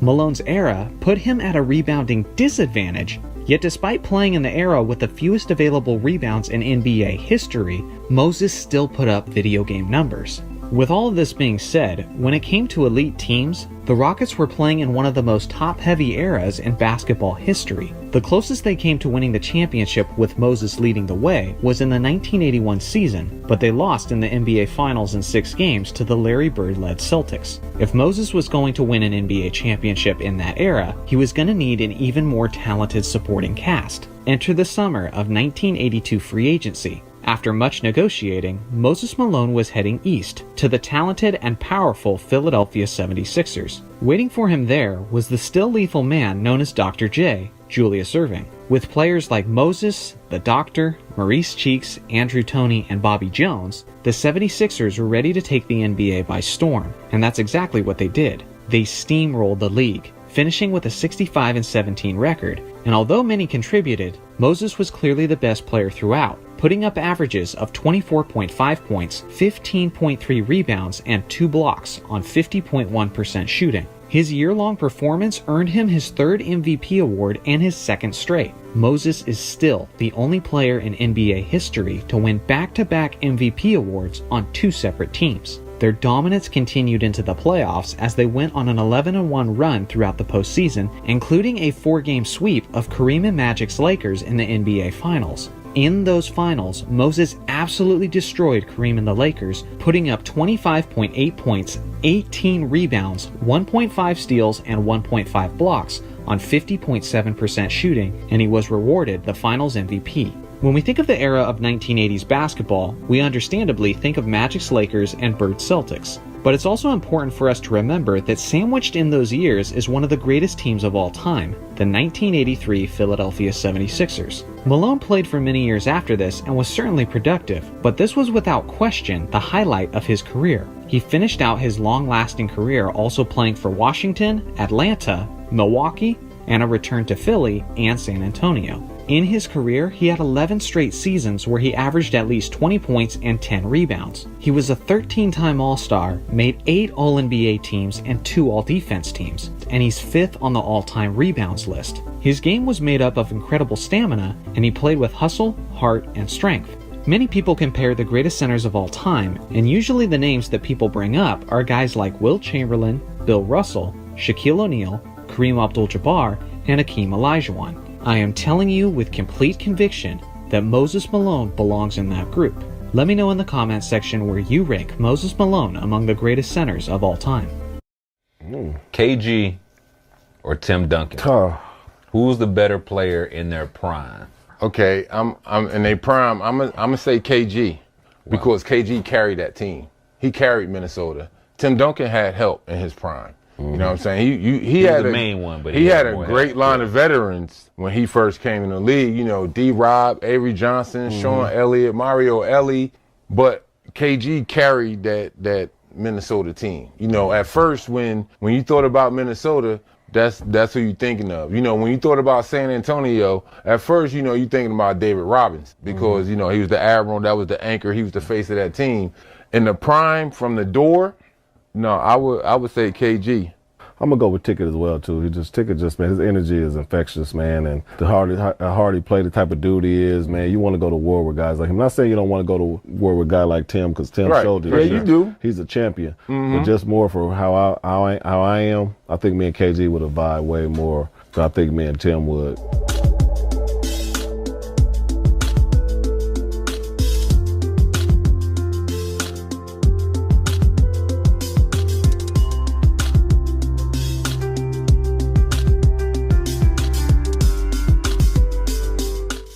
Kevin Maurice Garnett, also known as KG in the Big Ticket. It's no secret that KG was a legendary player and had a long, marvelous career. He was a lengthy 6'11" power forward who was a 15-time All-Star, a league MVP, and an NBA champion. Yet despite all of his prestige and all of his recognition, I think KG is still a bit, dare I say, underrated? By the end of this video, you'll know why. KG was drafted in 1995 by the Minnesota Timberwolves. He was entering the NBA straight out of high school, and it didn't take very long for him to start building his reputation there. As a 20-year-old, in only his second year in the league, KG had already made the All-Star team. As the years went on, his skills continued to improve, including his scoring, rebounding, defense, and leadership. As a 23-year-old in the 1999-2000 season, KG made his first appearance on the NBA defensive first team. This was just the beginning of one of the most legendary defensive careers in NBA history. KG brought an energy and an intensity to the defensive end of the floor that was contagious. In Garnett's career, he won the Defensive Player of the Year award in 2008. He made 12 All-Defense teams and 9 First-Team All-Defense selections, which is tied for the most in NBA history. Not only was he constantly causing havoc on defense, but he was also a monster on the boards. KG averaged a double-double over his career, and between the 2004 to 2007 season, he led the NBA in rebounds for 4 straight years. That's the third longest streak in NBA history, behind only the streaks of Dennis Rodman and Moses Malone. While dominating on the boards and defensively in his prime, he was also carrying his squad offensively. When he was with the Minnesota Timberwolves, he quite literally did everything for his team. No greater example of that than in the 2002-2003 season when he led his Timberwolves in points, rebounds, assists, blocks, and steals. In the history of the NBA, only 5 times has a player led his team in all 5 major statistical categories over the course of a season. These players were Giannis in 2017, LeBron in 2009, Pippen in 1995, Dave Cowens in 1978, and of course KG in 2003. Now I want you to think about this for a second. What do all 5 of these players have in common in each of these seasons? All 5 of these players were seriously lacking in the help department. Other than Cowens in 78, none of these players played the majority of the season with a legitimate second superstar. This essentially sums up KG's struggles on the Timberwolves during the early years and throughout the prime of his career. Despite the fact that Garnett was going out there every other night, dominating the Western Conference, and continuously being an MVP candidate, his T-Wolves just couldn't make it to the NBA Finals. Context is important when understanding KG's struggle with the Timberwolves. The Minnesota Timberwolves were an expansion team added to the NBA in 1989. Until Kevin Garnett showed up, they were a joke of a franchise and didn't make the playoffs a single time. Even sadder than that, the Timberwolves never even had a 30-win season prior to Kevin Garnett. In a nutshell, KG played his first 12 seasons of his career for a bottom-tier franchise devoid of championship-level talent. You may be asking yourself, why is this important, and why am I harping so heavily on this T-Wolves franchise? Well, it's essentially to make a point about this comparison. Kevin Garnett and Tim Duncan. These were 2 very similar players who were the cream of the crop of NBA power forwards throughout the 2000s. Many of us who are old enough to have seen these 2 players in their prime can testify to this, but during their prime, Kevin Garnett appeared to be every bit as good of a player as Tim Duncan. Go look at the stats that reflect this as well. Offensively, defensively, rebounding, leadership, and heart, these guys were almost parallels to each other in terms of production. In hindsight, the comparison may seem a bit ridiculous considering that Duncan is a 5-time champion and KG only won once. But KG spent his best years playing for a weak Timberwolves franchise, while Duncan spent his entire career playing for arguably the most well-ran franchise in the entire NBA. KG on the Timberwolves played with Marbury, Serbiak, Sprewell, and Sam Cassell.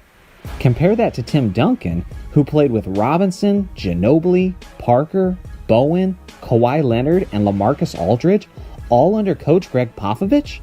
If you flip their careers and put KG on the Spurs and Duncan on the Timberwolves, you may just have 5 championships for KG and 1 championship for Duncan. Maybe. Just maybe. I'm not saying this as a disrespect to Duncan, the greatest power forward in NBA history. I'm saying this as a belief in Kevin Garnett and that he was on that level of greatness. When Garnett was finally traded from the Timberwolves to the Boston Celtics, he was finally surrounded by superstar talent. And the result? He won the championship immediately, was recognized as the Defensive Player of the Year, and instilled his leadership, loyalty, and intensity into that Celtics team. Also consider that when KG joined the Celtics, he was without question past his prime, as you can see in his drastic drop in overall production as he was now into his 30s.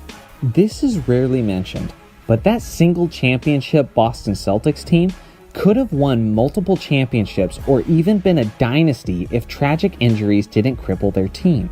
The Celtics convincingly won the championship in 2008, and their title defense was ruined in 2009 when Kevin Garnett strained his knee and missed the entire 2009 NBA playoffs. The 2009 finals were supposed to be the finals rematch between the Lakers and the Celtics, but because of Garnett's injury, we instead got to see Kobe whoop up on a less proven Orlando Magic team. I say this as a lifelong Lakers fan. We were pretty fortunate that year. I'm not sure the Lakers would have been able to beat a fully loaded Celtics team in the 2009 finals. In 2010, when the Lakers and Celtics did have their rematch in the finals, the Celtics were in a good position, leading the series 3-2, But that's when the Celtics starting center Kendrick Perkins tore his MCL and PCL in Game 6. He was the help with interior defense that Garnett needed to go up against the Lakers' bigs. The Lakers took advantage, destroying the Celtics in Game 6, and then won a nail-biter in Game 7. Kobe famously shot extremely inefficiently in the deciding 7th game, but Bynum and Pau Gasol had their way in the paint, taking advantage of the absence of Perkins. If these brutal injuries hadn't occurred, it's very likely that Kevin Garnett could have three-peated with these Celtics. Essentially, Garnett's talent was worth way more than the single championship would indicate.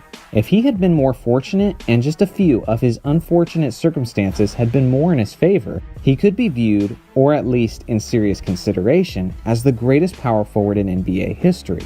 He was a monster on both sides of the ball and in just about every aspect of basketball. In NBA history, only 4 players have ever won both the League MVP award and Defensive Player of the Year award during their career. Those players are Hakeem Olajuwon, David Robinson, Michael Jordan, and Kevin Garnett.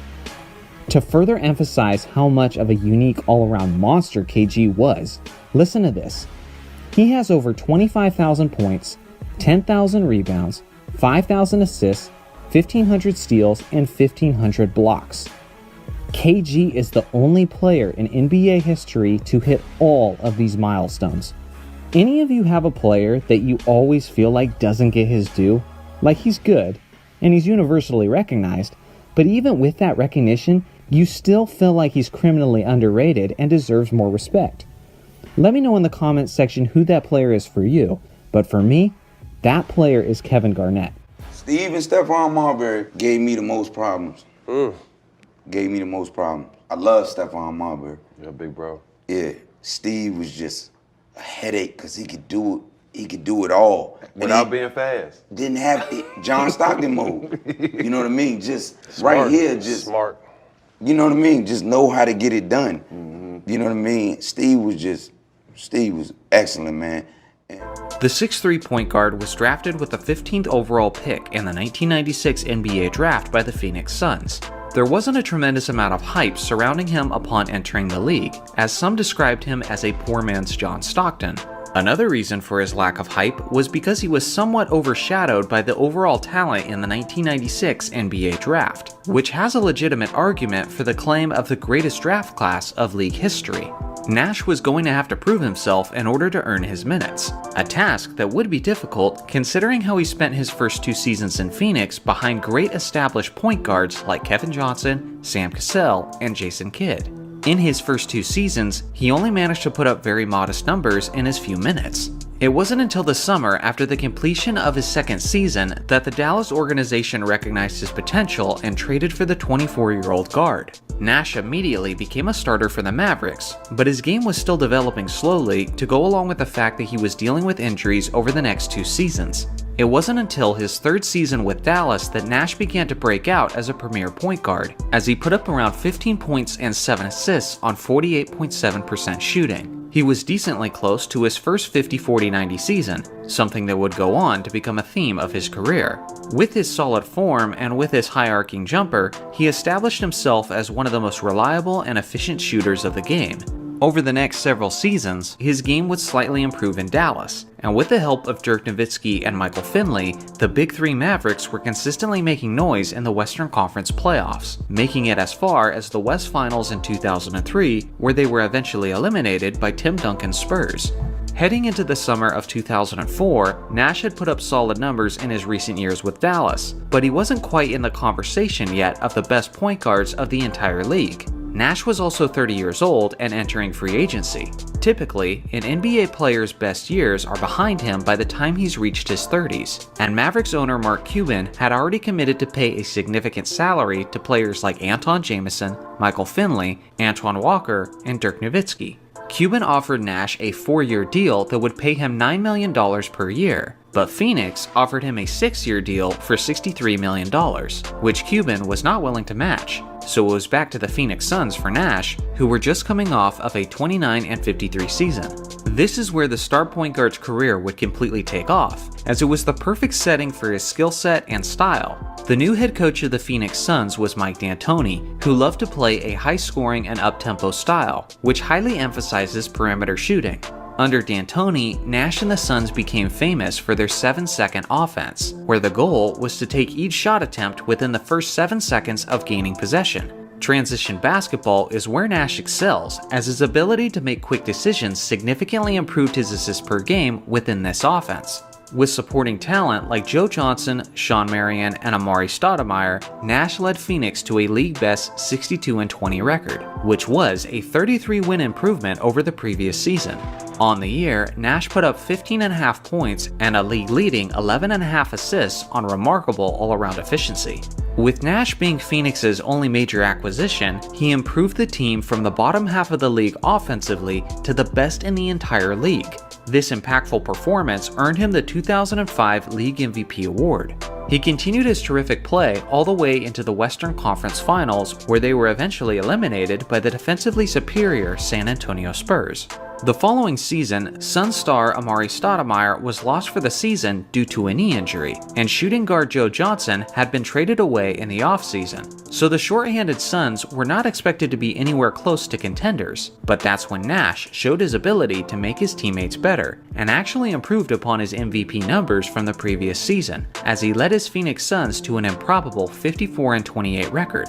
He also did it while achieving a 50-40-90 season, which only 8 other players have done in NBA history.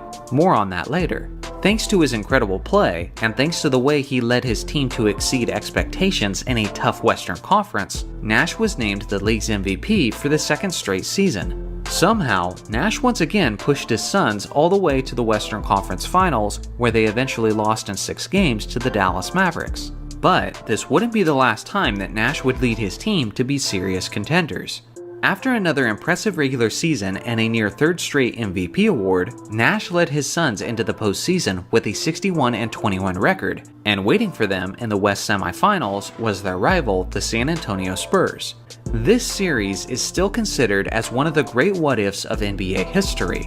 Nash was having a great series, and the Suns won the 4th game, which tied the series at 2 games apiece. But unfortunately, it came at a major cost. Late in the 4th game, in a one-possession situation, Robert Horry gives Nash a very hard hip check, which results in an altercation between Raja Bell and Horry, and several players leave the bench. But the altercation between Bell and Horry is not the part that potentially changed the course of the series. Due to the league office being a bit paranoid shortly after the Malice at the Palace, the league had extremely harsh punishments for any players who left the bench during an altercation. Among those players in this specific situation were key members of the Suns roster in Amari Stoudemire and Boris Diaw. For this simple move towards center court, both players were suspended from the crucial 5th game in Phoenix, a game that San Antonio would win, and they would eventually win the series and the championship as well. If these silly suspensions never took place, then Steve Nash may have a championship ring on his resume, but unfortunately, that championship would never come. He's also among the most efficient players the game has ever seen. He has the 2nd greatest free throw percentage in league history behind only Steph Curry at 90.4%. He also had 4 seasons with 50-40-90 percentages, which is twice as much as the nearest competitor of league history, which is Larry Bird. But wait, it gets even more impressive. Not only does Nash hold the record with 4 50-40-90 seasons, but from the 02-03 season through the 2012-2013 season, Nash averaged 50-40-90 percentages. That means for an entire decade, Nash did what only a handful of players have done for just a single season. It's not like he was a completely perfect player though. Among Nash's weaknesses was his defense, as he was a little too slow with his lateral movement to keep up with the quicker point guards in the league, especially during his days with Phoenix and beyond. With that being said, he's one of those players who would have loved to have played in the modern NBA with all the transition basketball and three-point shooting. Since his retirement, Nash has since stated that he wished he had shot more three-pointers during his playing days, and he certainly could have. One of his listed weaknesses on the day he was drafted was the fact that he's a bit too selective with his shots, and that trend continued throughout his NBA career, which played a large part in why he had such incredible efficiency percentages. All in all, Nash is one of the great point guards of league history, and in my opinion, from a team impact standpoint, he certainly earned his 2 MVP awards. Let me know in the comments section if you think Steve Nash is underrated, properly rated, or overrated, and do you think he was the right choice for his 2 MVP awards? Dirk, battles. That's the first thing that come to my mind. Playing each other twice in the NBA championship. You're gonna walk away with some scars. You're gonna walk away with a healthy version of dislike and a healthy version of how much you respect and how much love that you can have for a competitor. I love Dirk as a career he had, and a career that is a legendary career that a lot of people still, once again, don't talk about. And just to be able to compete against him and win a championship in 06, that really solidified like my career and my talents. And then to watch him come back and win his in 2011, even though it hurt us as a team, as a fan of the game, I can appreciate what that did for the game of basketball and what that did for one of the game's greatest players. One of the most incredible comebacks in NBA Finals history. That one championship was enough. He don't need to win 3, 4, 5. That one for him.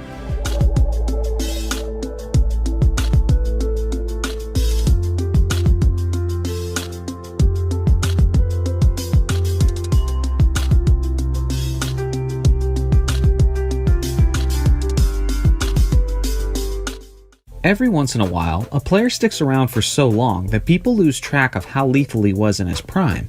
There are many examples of players who fit that description, like Vince Carter and Dwight Howard, but my favorite example of that is none other than Dirk Nowitzki. Dirk was a 7-foot power forward/center who played 21 years of his career faithfully for the Mavericks. He was also a 14-time All-Star and made 12 All-NBA teams. He's currently 6th on the all-time scoring list with 31,560 points. Everybody knows that Dirk is an all-timer and a future Hall of Famer, but the area I want to focus on in this video is the prime of his career, because Dirk was truly something else during that time, and people are either too quick to forget or too young to fully understand his impact during that time. So let's evaluate his greatness by taking it back to the beginning of his career, up through his prime days. Dirk was drafted in 1998 with the 9th overall pick by the Milwaukee Bucks, before they ended up trading him to the Dallas Mavericks for the big man, Robert Tractor Traylor, in what was possibly the most regrettable decision in Bucks history. But it didn't look that way initially, since Dirk's career got off to a very slow start. The 98-99 season was a lockout-shortened year that only had 50 regular season games. Dirk was only 20 years old and was having a difficult time adjusting to the style of American basketball. A skinny, lengthy perimeter big man wasn't something that was common in the late 90s, and the physicality was taking its toll on him. Fans were even sarcastically calling him Irk Nowitzki due to the lack of D in his game. In only 20 minutes a game, Dirk averaged 8.2 points and 3.4 rebounds on just 40% shooting. It was also a very forgettable season for the Mavericks as a whole, as the team missed the playoffs and finished with a 19-31 record. It was so difficult on Dirk that he even said he considered leaving the NBA and heading back to Germany to play out his basketball career over there. Fortunately for us all, he didn't end up doing that. Several changes were made for his sophomore season. For one, Mark Cuban purchased the team. Dirk credited Cuban for changing the team's atmosphere into a winning culture. Under Don Nelson's coaching, and with another year of development, Nowitzki significantly improved his play and all of his numbers, averaging 17.5 points, 6.5 rebounds, and 2.5 assists on 46% shooting, which was good enough to finish as the runner-up for the Most Improved Player award. They didn't make the playoffs this season either, but the following year is when their winning days would begin. From the 2001 to 2010-2011 season, the Mavericks had over 50 wins each year, with Dirk leading the way. Over this 10-year stretch, he averaged 24.3 points, 8.8 rebounds, and 2.8 assists on 48% shooting, 38.5% from 3, and 88% from the free throw line. This is a point I want to take a moment to emphasize, is this man's uniqueness and efficiency. During this era of basketball, the game was dominated by bruising, back-to-the-basket big men like Shaquille O'Neal, Tim Duncan, Kevin Garnett, Chris Webber, and Amari Stoudemire. And then there was Dirk Nowitzki, who dominated with finesse, fadeaways, and efficient shooting from distance. During Dirk's prime, the league was shooting less than half the amount of three-pointers they're shooting today, and yet still he stood out in that era with that style. The truth is, the man was so ahead of his time that he shouldn't have been as good as he was, given the era he played in. A player like Dirk Nowitzki is made for today's game, and there's no question in my mind that he would have an absolute feast in this current era. Speaking of efficiency, his most efficient season of his career was the 2006-2007 season, where he averaged 24.6 points, 8.9 rebounds, and 3.4 assists on 50.2% from the field, 41.6% from 3, and 90.4% from the free throw line. That's a historic 50-40-90 season. When you factor in his size, his sharpshooting abilities, and his signature fadeaway, you can begin to see how a prime Dirk Nowitzki was one of the most indefensible players of all time. There were so many occasions where he was going to score, and there was absolutely nothing the defender could do about it. It was that 50-40-90 season where his Mavericks won a franchise record 67 games, and he was named the league's MVP. Now this is where some of Dirk's prime years get a little bit tricky.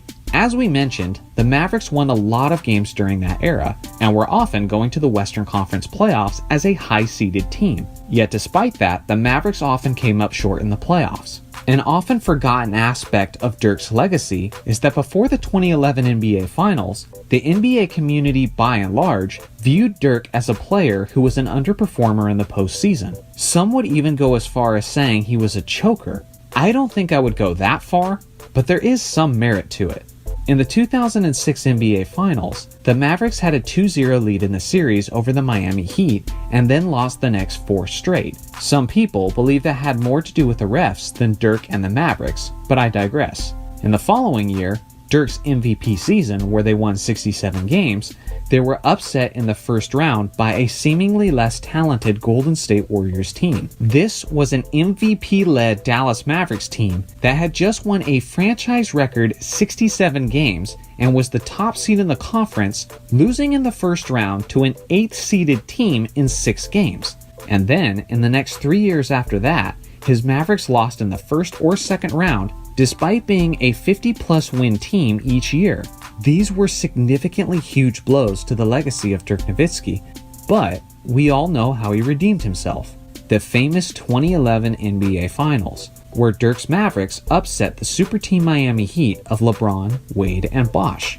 I don't think there was ever a time in NBA history where one series mattered more to one player's legacy than the 2011 Finals mattered to Dirk's legacy. He showed up big, dropped his 26 points per game and 9.7 rebounds per game while securing the Finals MVP.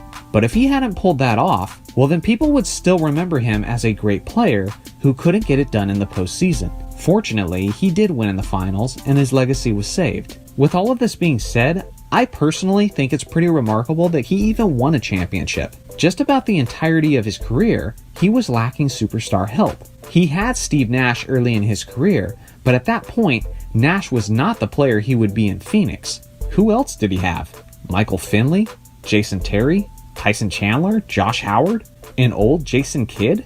He was basically never a part of a trio or even a duo that you would expect to win championships. If you think about many of the great players who played in that era, many of them were much more fortunate with the co-stars they got to play with.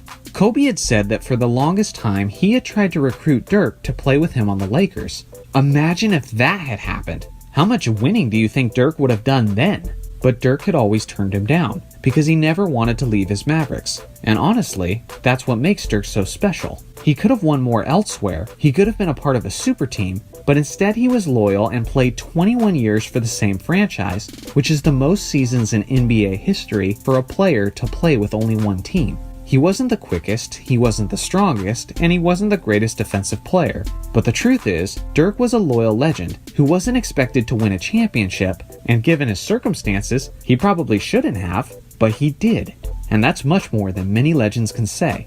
He wasn't the greatest ever at his position, he wasn't an all-time great two-way player, but he was an all-time great from an efficiency standpoint, and he was one of the hardest players to guard the NBA has ever seen. He was also one of a kind, and he did it his way. I said it once and I'll say it again. The way he played his game, there is absolutely zero question in my mind that he would torch today's league. Olajuwon, he was in the top 10 in 5 categories: steals, rebounds, block shots, scoring, and shooting percentage. You know what I mean? To have a big guy of his size to be in the top 10 in steals. Now you can assume that he would be in blocks, which to me shows versatility of what type of guy he really was. Yeah, the Dream was my favorite because personal reasons. And the reason was he was a guy that I couldn't break. The 5 best centers, I'm glad you had to write them down. Hakeem to me is number 1. But why couldn't you break him? Because I couldn't get into his head. I remember one time I gave him a bow and he just laughed. nice elbow, brother. And then he came down and gave me a and shot a crazy fadeaway. Yeah. It's no secret that Hakeem Olajuwon is one of the greatest centers of NBA history, but when you stack up his accomplishments to the accomplishments of other great centers of NBA history, you have a stronger argument than many realize for Hakeem to be considered the greatest all-around center of NBA history. Hakeem is one that's even better than advertised, and I'll prove it to you the way I always try to do by starting from the beginning of his career and traveling through the course of it as we appreciate his legacy.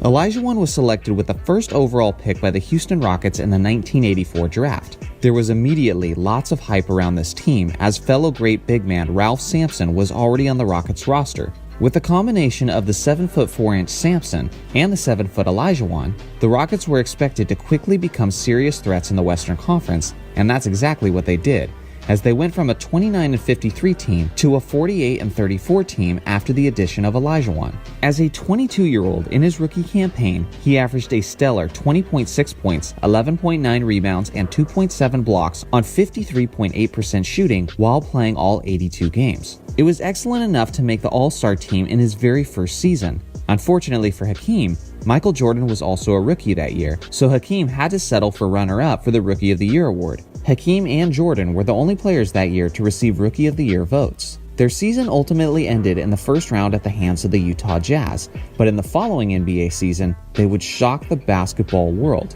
Hakeem improved his scoring and defense with averages of 23.5 points, 11.5 rebounds, and 3.4 blocks on 52.6% shooting, leading his Rockets to a 51-31 record, but it would be in the playoffs where they would show what they were capable of. In the first round, they swept the Sacramento Kings in 3 games. In the second round, they defeated the high-octane offense of the Denver Nuggets in 6 games. And in the Western Conference Finals, they shockingly upset the defending champion Los Angeles Lakers in only 5 games. It was a series that Olajuwon dominated, even with Kareem Abdul-Jabbar often defending him, as Hakeem averaged 31 points, 11.2 rebounds, 2.2 steals, and 4 blocks on 52% shooting. This was a 23-year-old in his sophomore season dominating one of the greatest centers of all time in the Western Conference Finals. If people didn't realize how legendary Hakeem was going to be before this series took place, they certainly knew after it. Lakers head coach Pat Riley put it this way about defending Olajuwon: "We tried everything to stop him. We put 4 bodies on him, and we helped from different angles. He's just a great player." The Rockets ultimately lost in the NBA Finals to the 1986 Boston Celtics in 6 games, who are still considered one of the greatest teams of all time. But just the fact that the Rockets were even in that series was an impressive surprise, especially when you consider the fact that their 2 best players were only 23 and 25 years old. This team seemed destined to develop into NBA champions led by their Twin Towers. Sadly, they instead went on to become one of the great what-ifs of NBA history, as Sampson was dealing with severe knee issues over the next couple years, which would stop his development and eventually prematurely end his career. One can only wonder if Hakeem might have been able to win even more championships if Sampson had been healthy and available to develop alongside him. Instead, Hakeem would have to spend the prime of his career carrying the team as the lone superstar, but with his skills and overall talent, he was more than poised to do so. He had an extremely polished game for a big man, and had easily the greatest footwork ever seen from the center position. He had an offensive and defensive IQ that was through the roof. He was a terrific leader who had all the post moves, the mid-range game, the fadeaways, hook shots, and so on. There was basically no answer for him. During the best stretch of his career from 1986 to 1996, he averaged 24.7 points, 12.4 rebounds, and an absurd 3.7 blocks on 51.4% shooting. During that stretch, he led the league in rebounding twice, led the league in blocks 3 times, won 2 Defensive Player of the Year awards, and won the MVP award in 1994. He also recorded a quadruple-double on March 29th of the 1990 season. His final stat line said 18 points, 16 rebounds, 10 assists, and 11 blocks in one of the greatest games of NBA history. Hakeem is one of only 4 players to ever record a quadruple-double. Think that's crazy? Well, it gets even crazier.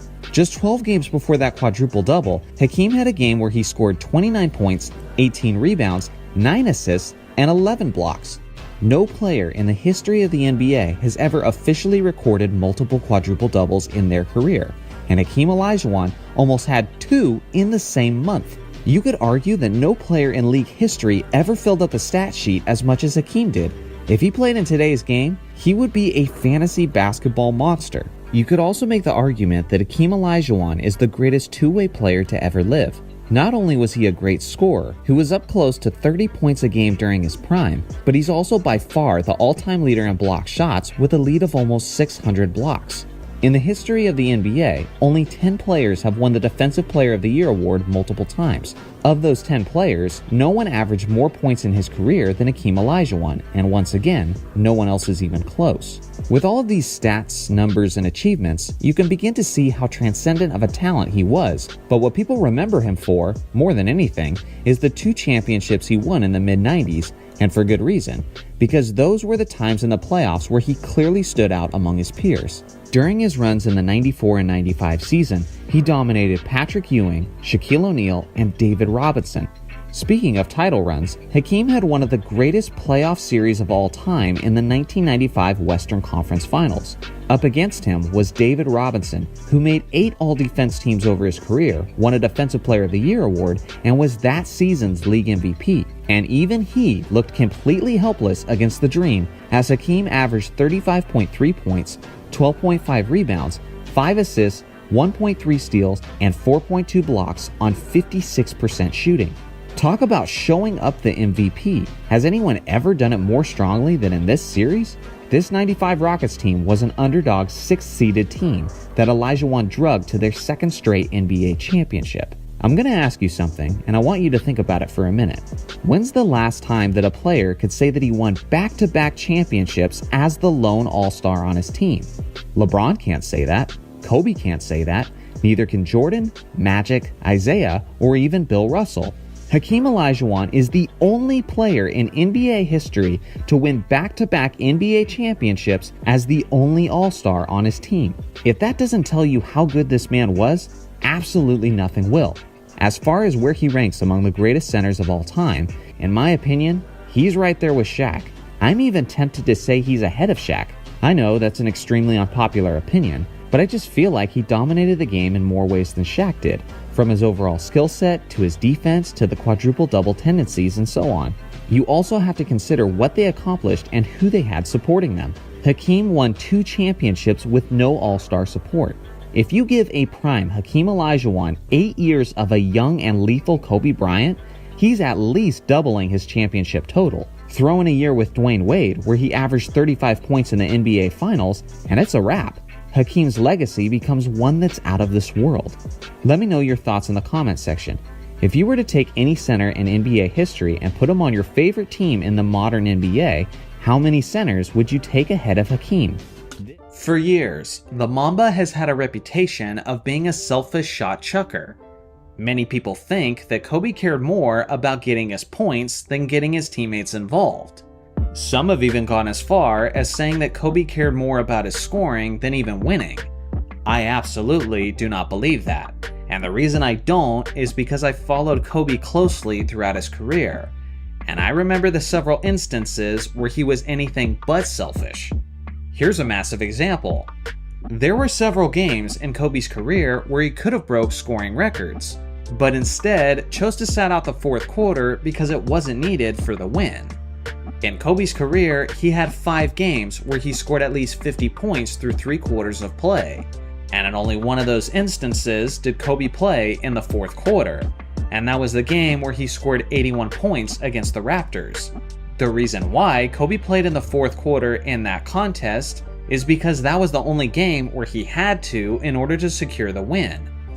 In 2002 against the Grizzlies, where he had 56, his Lakers were up by 39 points. In 2003 against the Nuggets, when he had 51, his Lakers were up by 33 points. In 2005 against the Mavericks, where he had 62, his Lakers were up by 34 points. And in 2006 against the Jazz, when he had 52, his Lakers were up by 22 points.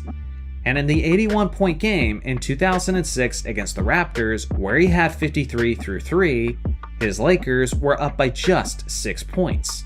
Specifically, in that game where Kobe had 62 through 3 quarters, the Mamba had single-handedly outscored the entire Mavericks team through 3, 61-62. In the history of the league, no player has ever outscored an entire team by himself. Not only did Kobe pass up history, but he passed up possibly the most impressive single-game record in NBA history. He proved time and time again that it wasn't the points or the historic records that he cared about, but it was just the W that he wanted.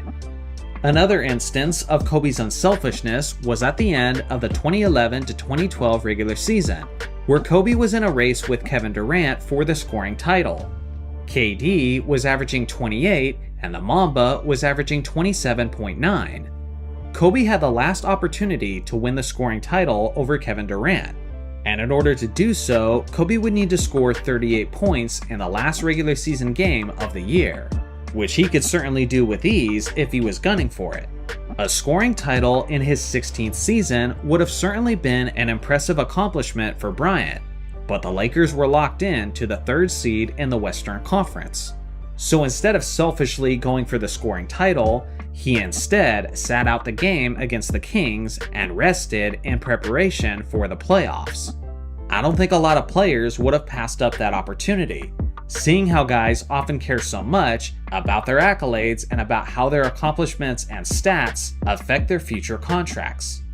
The third instance where Kobe was very unselfish was in the 2003 NBA regular season, and a lot of you guys are going to be familiar with this instance. Because of an injury to Shaquille O'Neal, Phil Jackson had told Kobe Bryant that he needed to be more aggressive offensively, and that was the start of Kobe's legendary streak of 9 straight games with at least 40 points. Outside of Wilt Chamberlain, Michael Jordan and Kobe Bryant are tied for the longest streak of 40-point games in NBA history. The thing is, that streak could have been much, much longer for Kobe Bryant. But after Shaq had returned from injury, he was ready to be more assertive offensively. According to Kobe, that was when Phil Jackson pulled him aside and said that if they're not careful, they're going to lose Shaq mentally because he's not as involved in the offense. For this reason, Kobe took a step backwards and was visibly less aggressive offensively and essentially surrendered that 40-point streak just to keep the team's chemistry going in an attempt to win their 4th straight NBA championship. This was a tremendously unselfish move by Kobe, at a time where him and Shaq had been beefing to seemingly no end. This wasn't any insignificant streak he was passing up either. Even if Kobe had extended his streak by just one more game, he would have surpassed Michael Jordan and had the longest streak of 40-point games since the NBA merger, and the longest streak ever caught on film. Ultimately, Kobe had supreme confidence in himself, and yes, of course, he thought the best course of action for winning was doing things his own way, which was often him shooting the ball as many times as possible. But I think sometimes Kobe is unfairly given the criticism that he was a selfish player, who put himself, who put his stats, and who put his ego ahead of winning. And that's the part that I think people misunderstand, as I watched Kobe play for 20 years straight, and I firmly believe, based on everything that I saw, that there was nothing, absolutely nothing, that Kobe cared more about than winning.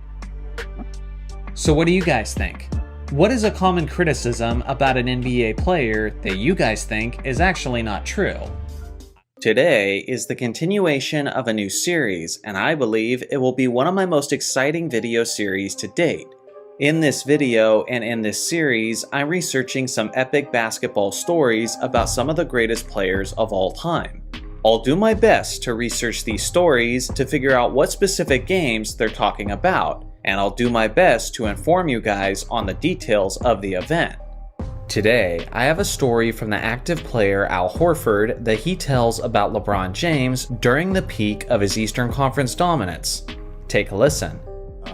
I didn't realize that you personally had lost to LeBron and the Cavs 5 times in the playoffs. we've asked this question before, but I'm always fascinated by the answers. The difficulty of beating LeBron in the Eastern Conference, what made it so hard? He just had another gear that I feel like individually, you couldn't reach that level that he got to. When he beat us in Boston, Jason Tatum's rookie year, that we took him to 7. That was the only one, the series that I played against him, that it was competitive in that regard, because everything else he just dominated the teams that I was in. I remember that I was probably in the best shape that I've been in my career. And I share this story with some of the guys when we're talking, and it was game 7, about 4 minutes to go in the fourth quarter. It was still a very close game. Getting out of the timeout, and I'm looking at Marcus Morris, I'm looking at Jason Tatum, Jalen, Terry, myself. We're gassed. It's game 7. We're giving everything we have. I'm in great shape, and I'm still just very tired from the game.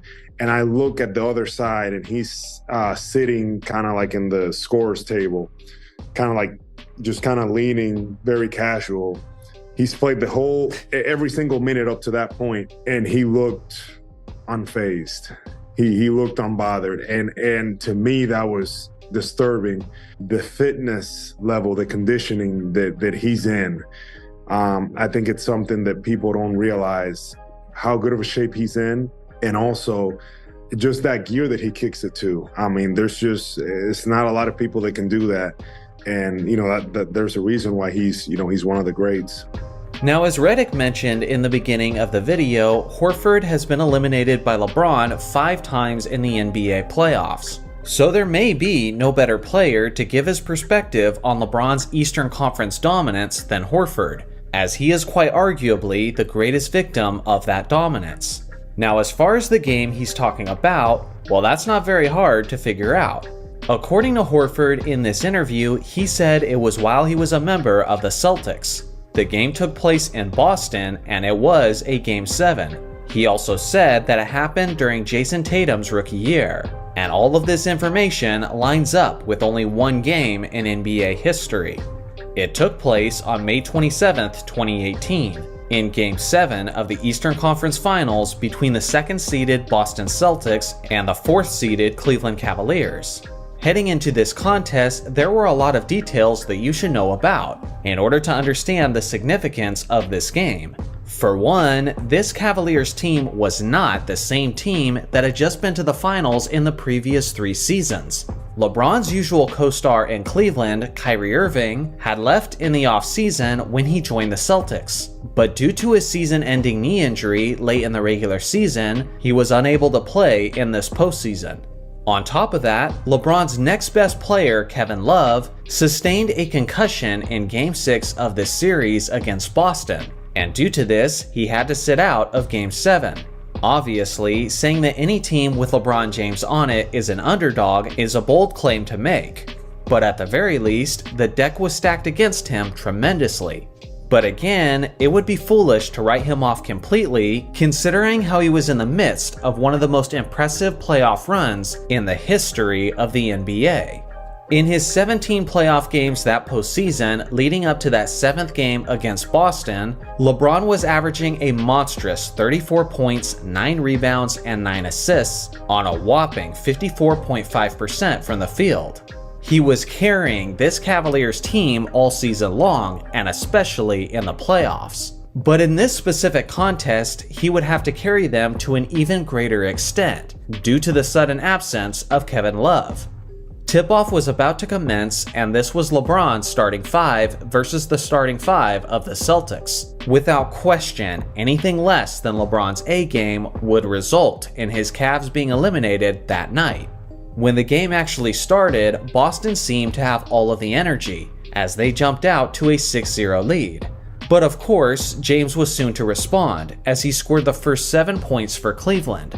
Seeing how this isn't ancient history, most of you know how this event went. The game was extremely close throughout the first 3.5 quarters, as LeBron was doing his very best to keep Cleveland in the game. At the 6-minute mark of the 4th quarter, the game was down to only 1 possession, and was still completely up for grabs.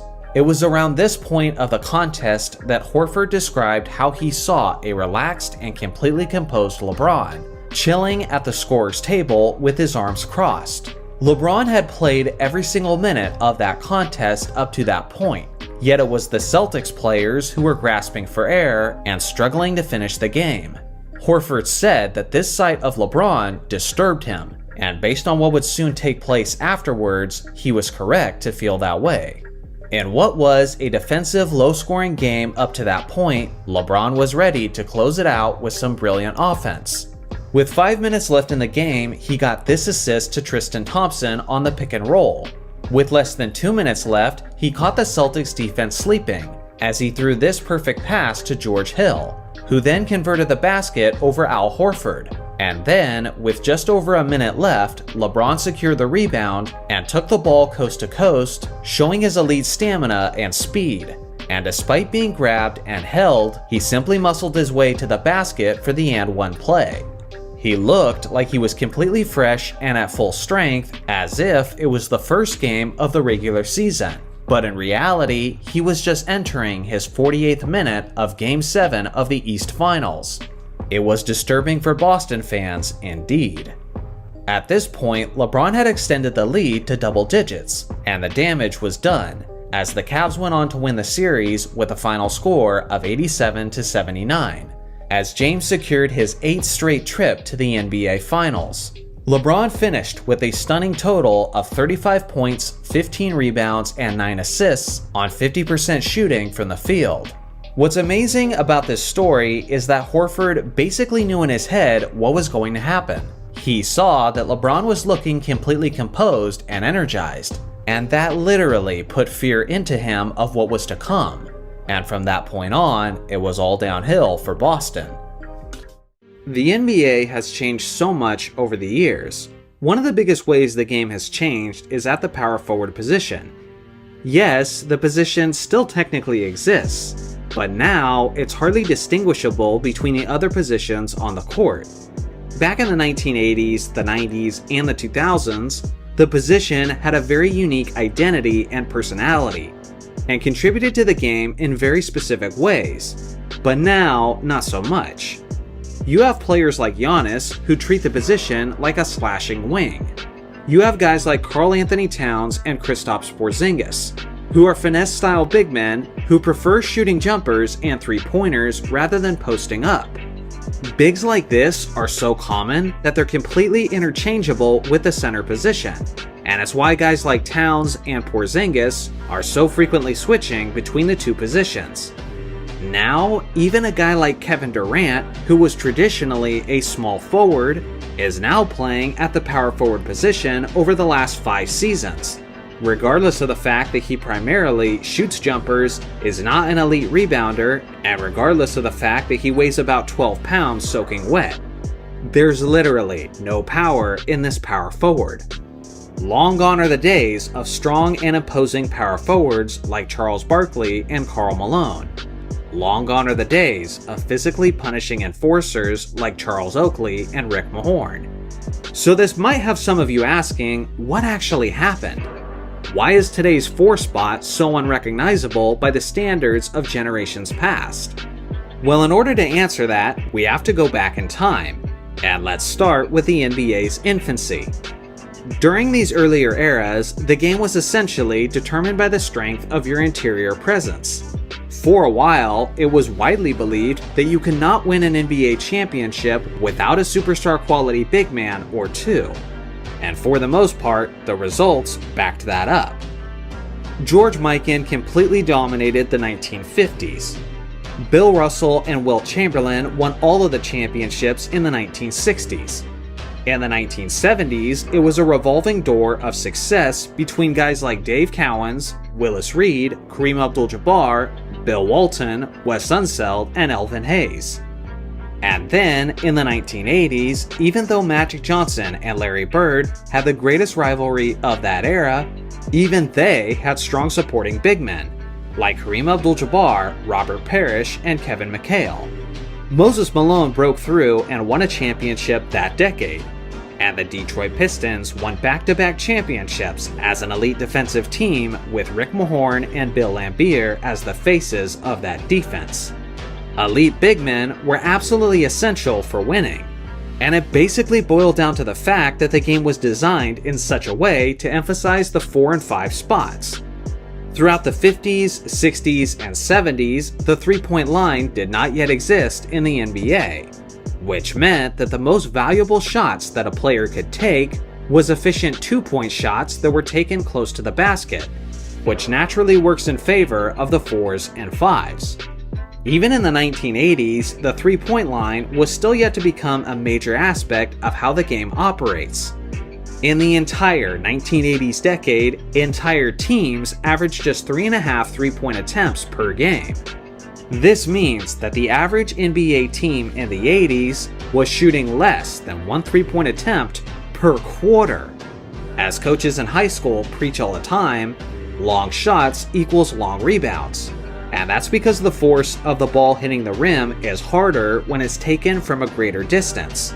With more shots being taken closer to the basket, more rebounds were being secured under the rim, which was yet another reason why it was so essential for the power forward spot to be held by a player who was strong and who could box out with his size and strength. There was simply too many rebounds up for grabs for you to start a skinny forward who couldn't box out effectively. Then there's the aspect of physicality and punishing the offensive players for attacking the basket. This was a normal occurrence in the 1980s, essentially because it was something that was permitted by the league and by their referees.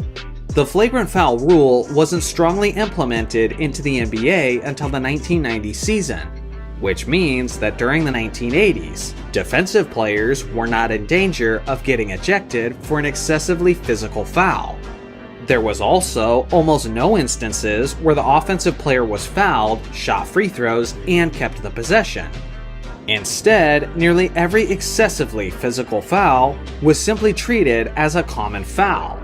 And due to this, it made sense for a defensive player to get, quote, his money's worth when fouling the offensive player.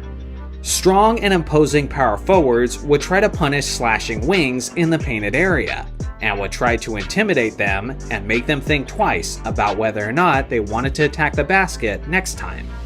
Now tell me, if you're the offensive player and you know you're going to be fouled hard at the rim, which defensive power forwards would be more intimidating to you? Guys like Kristaps Porzingis and Kevin Durant, or guys like Karl Malone and Rick Mahorn? The answer is obvious. And now you're beginning to understand one of the benefits of having a strong enforcer at the 4 spot during that era.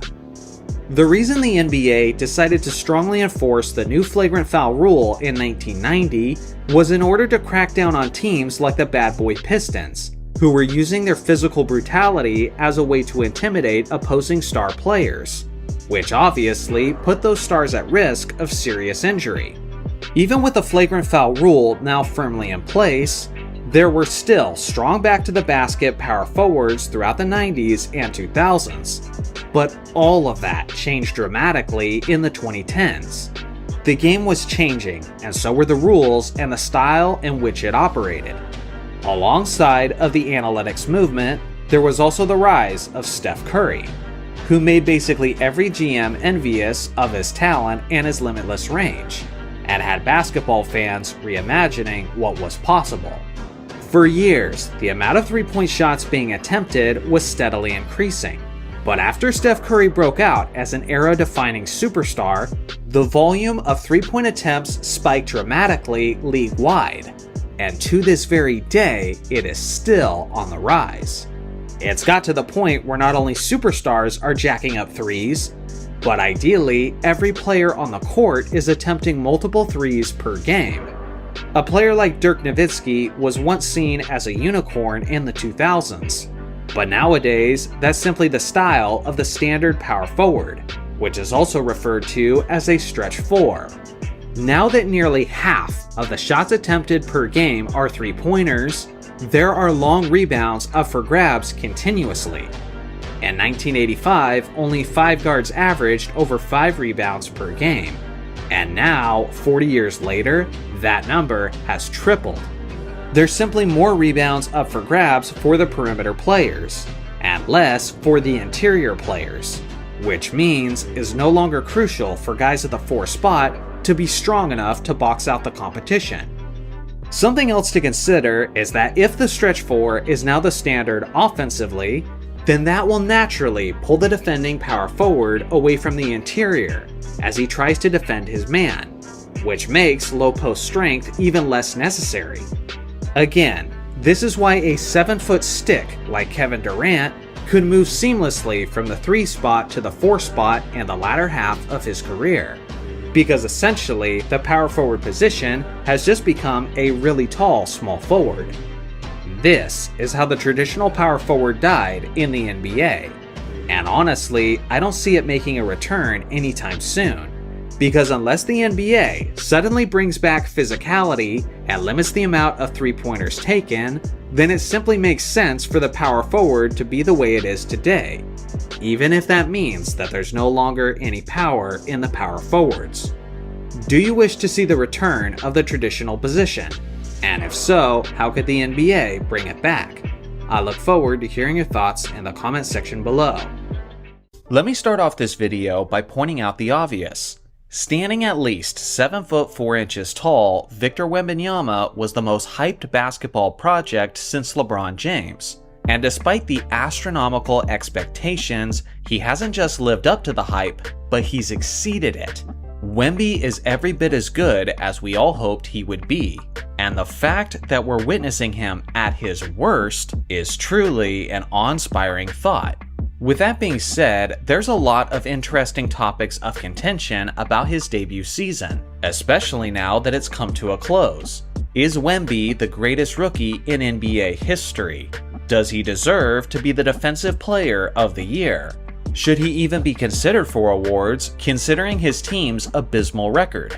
All of these are valid questions, and in this video, I'll do my best to answer those. First off, let's look at Wemby's season as a whole.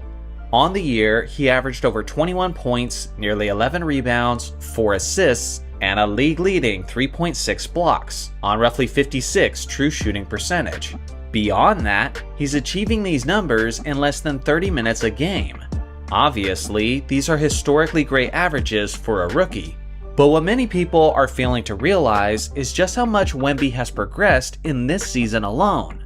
This was his production in the first half of the NBA season, where he was still figuring his game out. And in the second half of the season, he had hit his stride. And these are how his numbers compare to the first half. In basically every major statistic, he improved dramatically in the span of one season. His overall scoring, his rebounding, his passing, his stealing, and his shot blocking. Beyond that, he seems to be making massive strides in terms of his intangibles, as I've noticed his confidence skyrocket throughout the season. And from what I can tell, he even looks like he's put on muscle since the beginning of the season. Historically, guys that tall and gangly don't usually fill out to be muscular freaks of nature. But in many ways already, Wemby is not your typical 7 foot 4 inch player. So if he can fill out his body in a similar fashion to the way Giannis has over the years, then the league will seriously be in trouble. Wemby has multiple quadruple doubles just waiting to happen, but one of the areas where he truly shines is his rim protection. Simply put, this man is an absolute shot blocking machine in ways that we haven't seen in modern basketball history. For example, Wemby averaged 3.5 blocks in his rookie season, while playing less than 30 minutes per game. The last player to do that was Hassan Whiteside in 2016. Before that, the most recent player was Serge Ibaka in 2012. And before that, you have to go all the way back to Sean Bradley in 1996. It's worth mentioning that none of those players were in their rookie season when they accomplished this. And it's also worth noting that blocked shots were more attainable for rim protectors in the past since less threes were taken, which naturally means that more shots are taken closer to the basket. Assuming he stays healthy by the end of his career, Wemby should have a chance at being labeled the greatest shot blocker since Wilt Chamberlain. Now this brings us to the next topic. Should Wemby be the Defensive Player of the Year for the 2023 to 2024 season? Well, all knowledgeable basketball fans know that defense is about a lot more than simply blocks and steals. It's about communicating, it's about hustling, it's about how well do you make your rotations, how well do you space the floor as a team, how good are you at reading opposing offenses, and how good are you at staying in front of your assignment. A lot of these crucial attributes cannot be seen on the stat sheet, which is why a guy like Dennis Rodman could be considered as a top 3 defender in NBA history while having extremely underwhelming averages for blocks and steals. Rudy Gobert of the Minnesota Timberwolves is one of the greatest defensive players in the history of the game, and he's the guy who's competing with Wemby for the award. Although the rookie is crushing Gobert in terms of blocks and steals, one could argue that Gobert is better at some of these non-statistical defensive attributes. At the very least, that's what the advanced analytics seem to indicate. On the year, Gobert averaged more defensive rebounds. He had the most defensive win shares in the entire league, and he had the best defensive rating of any individual player. Beyond that, Gobert's Minnesota Timberwolves have the second best defense in the entire league in terms of points allowed in the paint. On the other hand, the San Antonio Spurs have the third worst. Now sure, part of that is the fact that San Antonio plays at a faster pace. But even if adjusted for that, there's still a significant gap. Then we have to get into the ugly reality of the team's record. San Antonio finished with a 21-61 record, which was the second worst record in the Western Conference. Now is that Wemby's fault? Of course not. He's surrounded by young and inexperienced players who seem hesitant to give him the ball. For some reason. I think Greg Popovich deserves more of the scrutiny for not achieving a better record while having arguably the game's top defender. Although it is possible that Pop is simply tanking the Spurs in secret, just to acquire more talent for the future. After all, 2 Twin Towers and the draft lottery was how he started his first dynasty. Regardless, I'm someone who values winning above all else. And although it isn't the only important thing when determining an award winner, I believe that it at least has to be somewhat present. In the history of the NBA, only one player ever won the DPOY while having a losing record, and that was Alvin Robertson in 1986, whose San Antonio Spurs only won 35 games. It's worth mentioning that Robertson set the NBA record that year for the highest steals per game average of all time, at 3.7. Wembanyama's Spurs are 13 losses worse than the most losing defensive player of the year of all time. I gotta be real with you guys. I'm not big on participation trophies. I'm not big on celebrating losses. As Kobe Bryant once said in the 2008 Finals press conference, second place is just the first loser.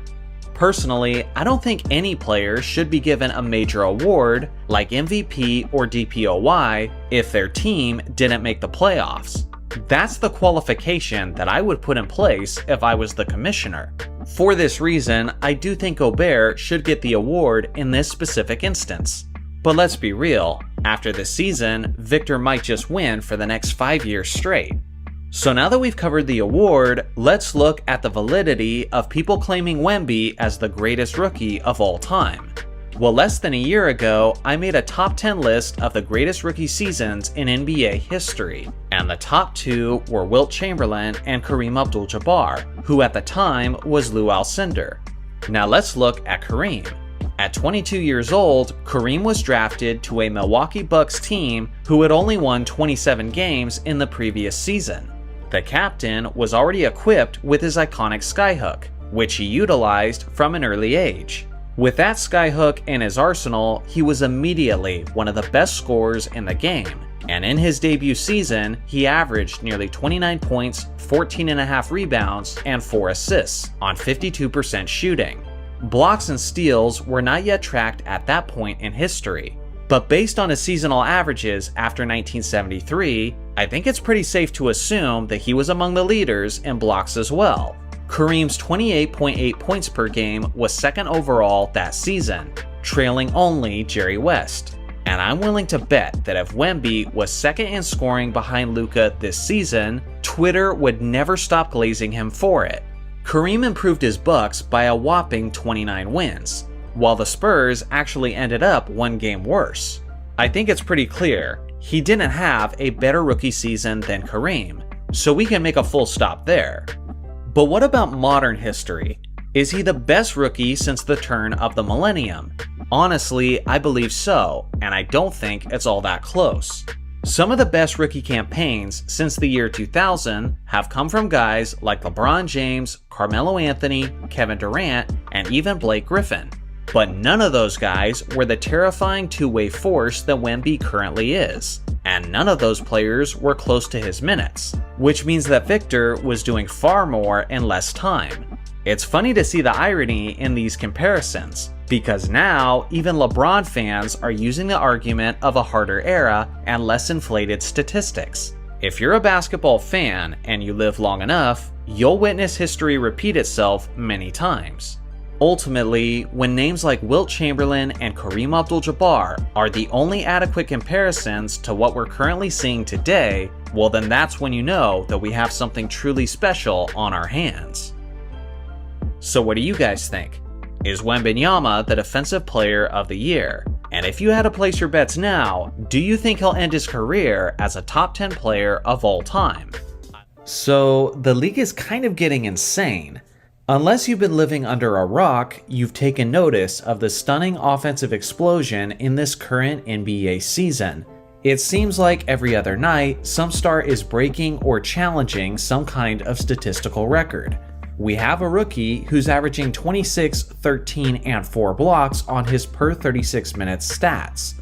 We have a star in Dallas who's averaging roughly a 35-point triple-double, yet is only 6th on the NBA's MVP power rankings. Whether you're a superstar, an all-star, or a young and upcoming player, it seems like everyone is eating well statistically and getting their shot at breaking some records. At the time I'm making this video, NBA teams are averaging 115.6 points per game, which is literally the highest scoring average the league has seen since the NBA merger in 1976. If you look at the league's scoring average, it has been on a steady and dramatic climb since around 2013, which interestingly enough, was right around the time that Adam Silver took over as the NBA's commissioner. More on that in a bit. Now before I get into why scoring has increased, I really want to drive home just how drastic the change has been. At the time I'm making this video, we're still a little ways from the All-Star break. Regardless, we've already seen 3 games where a star player has scored at least 60 points and lost. In the entirety of the 2000s decade, guess how many times a player scored 60 points and lost? It never happened. Not a single time. There used to be a time in the NBA where the star player scoring 60 essentially guaranteed that his team was getting the victory. But now, in the modern NBA, it's basically become a toss-up on whether or not his team wins, simply because there's so much more scoring overall, so the 60-point performance doesn't impact the game's outcome nearly as much as it used to. In this current 2023 to 2024 NBA season, 16 players are averaging at least 25 points per game. 25 years ago, there wasn't even 16 players who averaged at least 20 points per game. Here's another crazy stat to consider. At the time I'm making this video, Devin Booker of the Phoenix Suns is averaging 28.2 points per game. He's not even the leading scorer on his own team, which happens to be Kevin Durant, who's averaging 28.5 points per game. Despite being only second on his team in scoring, Booker would be leading the league in scoring if he had those same numbers 25 years ago, and by a significant margin. In a 10-year stretch from the 95-96 season to the 04-05 season, not a single player had a 70-point game. In the last 2 NBA seasons alone, 4 different players have eclipsed 70 points. In a 10-year span from the 94-95 season to the 03-04 season, there were a total of 11 times where a team scored at least 140 points. and 7 out of those 11 times the game went to overtime. In this current NBA season alone, a team has scored 140 points a whopping 57 times, and shockingly, only 10 of those went to overtime. Now knowing that, try to convince me that scoring isn't easier in this era. So now that I've really gone over the details, let's try to get to the bottom of why scoring has increased so much. Well, the truth is, it's a variety of reasons, but some are more prominent than others. The first and most obvious reason is the dramatic inflation in three-pointers attempted. This is a chart of teams' averages for three-pointers attempted per game. This peak right here is when Steph Curry was the unanimous MVP and broke the NBA record by hitting 402 three-pointers in a season. And now this is the average of three-pointers attempted in the current NBA. As you can see, this just continues to trend upwards. The reason for this is simple. Analytically speaking, it's just smarter basketball. If a team shoots 100 two-point shots in a game and makes 50% of them, they'll end up with 100 points. But if the opposing team shoots 100 three-point shots and makes a lower percentage of 40%, they'll still end up with significantly more points than the higher percentage. Essentially, the three-point shot is the more valuable shot. So spamming the three is simply the smarter move. As the league has moved in that direction, more players have learned to shoot the three efficiently. It doesn't matter what your size is or what position you play. If you're out there on modern NBA courts, it is crucial for you to become a solid three-point shooter.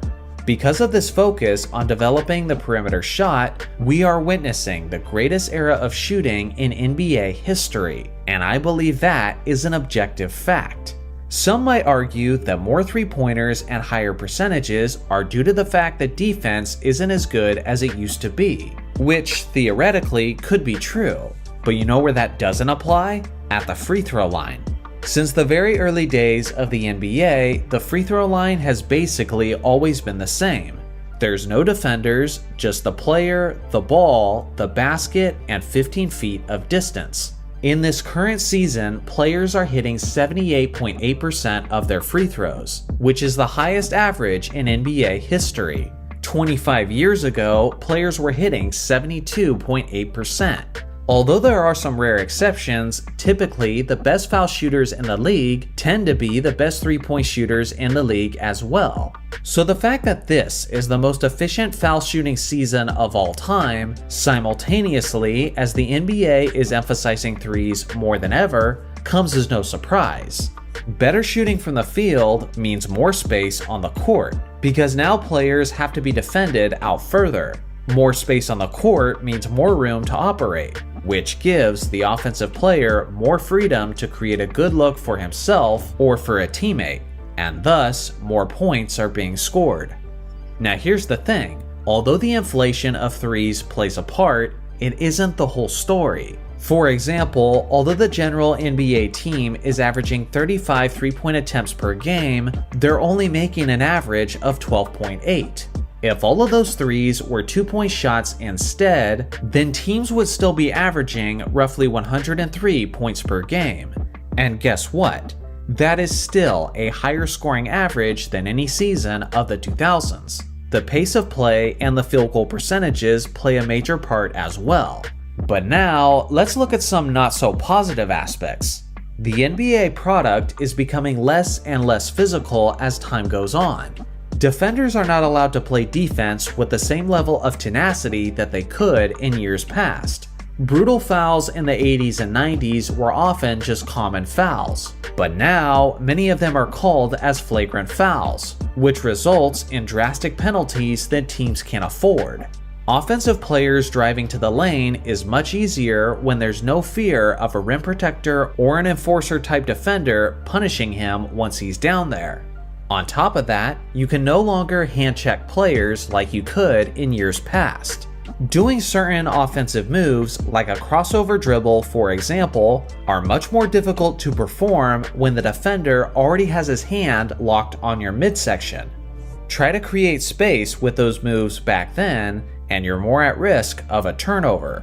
Now, whenever someone makes this point, modern basketball fans and even some analysts are quick to argue that the game isn't actually less physical today, but rather the players are just more skilled and are harder to defend simply because of their talent. Although that is somewhat true in the aspect of perimeter shooting, it's still wildly incorrect to say that physicality has nothing to do with it. This is an interview from a couple years ago between NBA legend Kevin Garnett and current NBA Commissioner Adam Silver. Listen carefully to what's said in this discussion. When I'm watching today's game, I feel like I'm downloading the latest play. And what I mean by that is, obviously we can go through each age and see the game and the style of how it's played. When I watch now, points are like 144, I think I saw the other night, and 125. And I remember being in some All-Star games where I think we scored maybe 144, 140. Like, is the high scoring working? Is speeding the game up? Because I want to know, will there ever be a time in our lives where the hand check comes back? Is that going? Is this kind of the wave in which we're going now?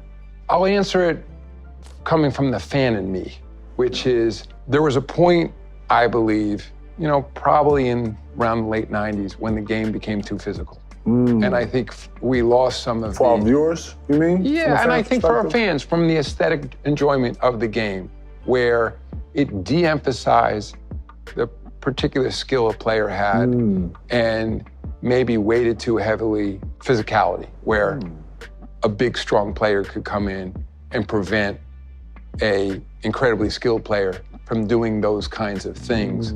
I think of, not that he's a small guy, but a smaller player like Steph Curry can do on the floor. I think that when you think of some of his ability to shoot, his ability to move through the paint, that if guys could just bang him and knock him to the ground, as that was once the case in the league, I don't think that would be a better brand of basketball.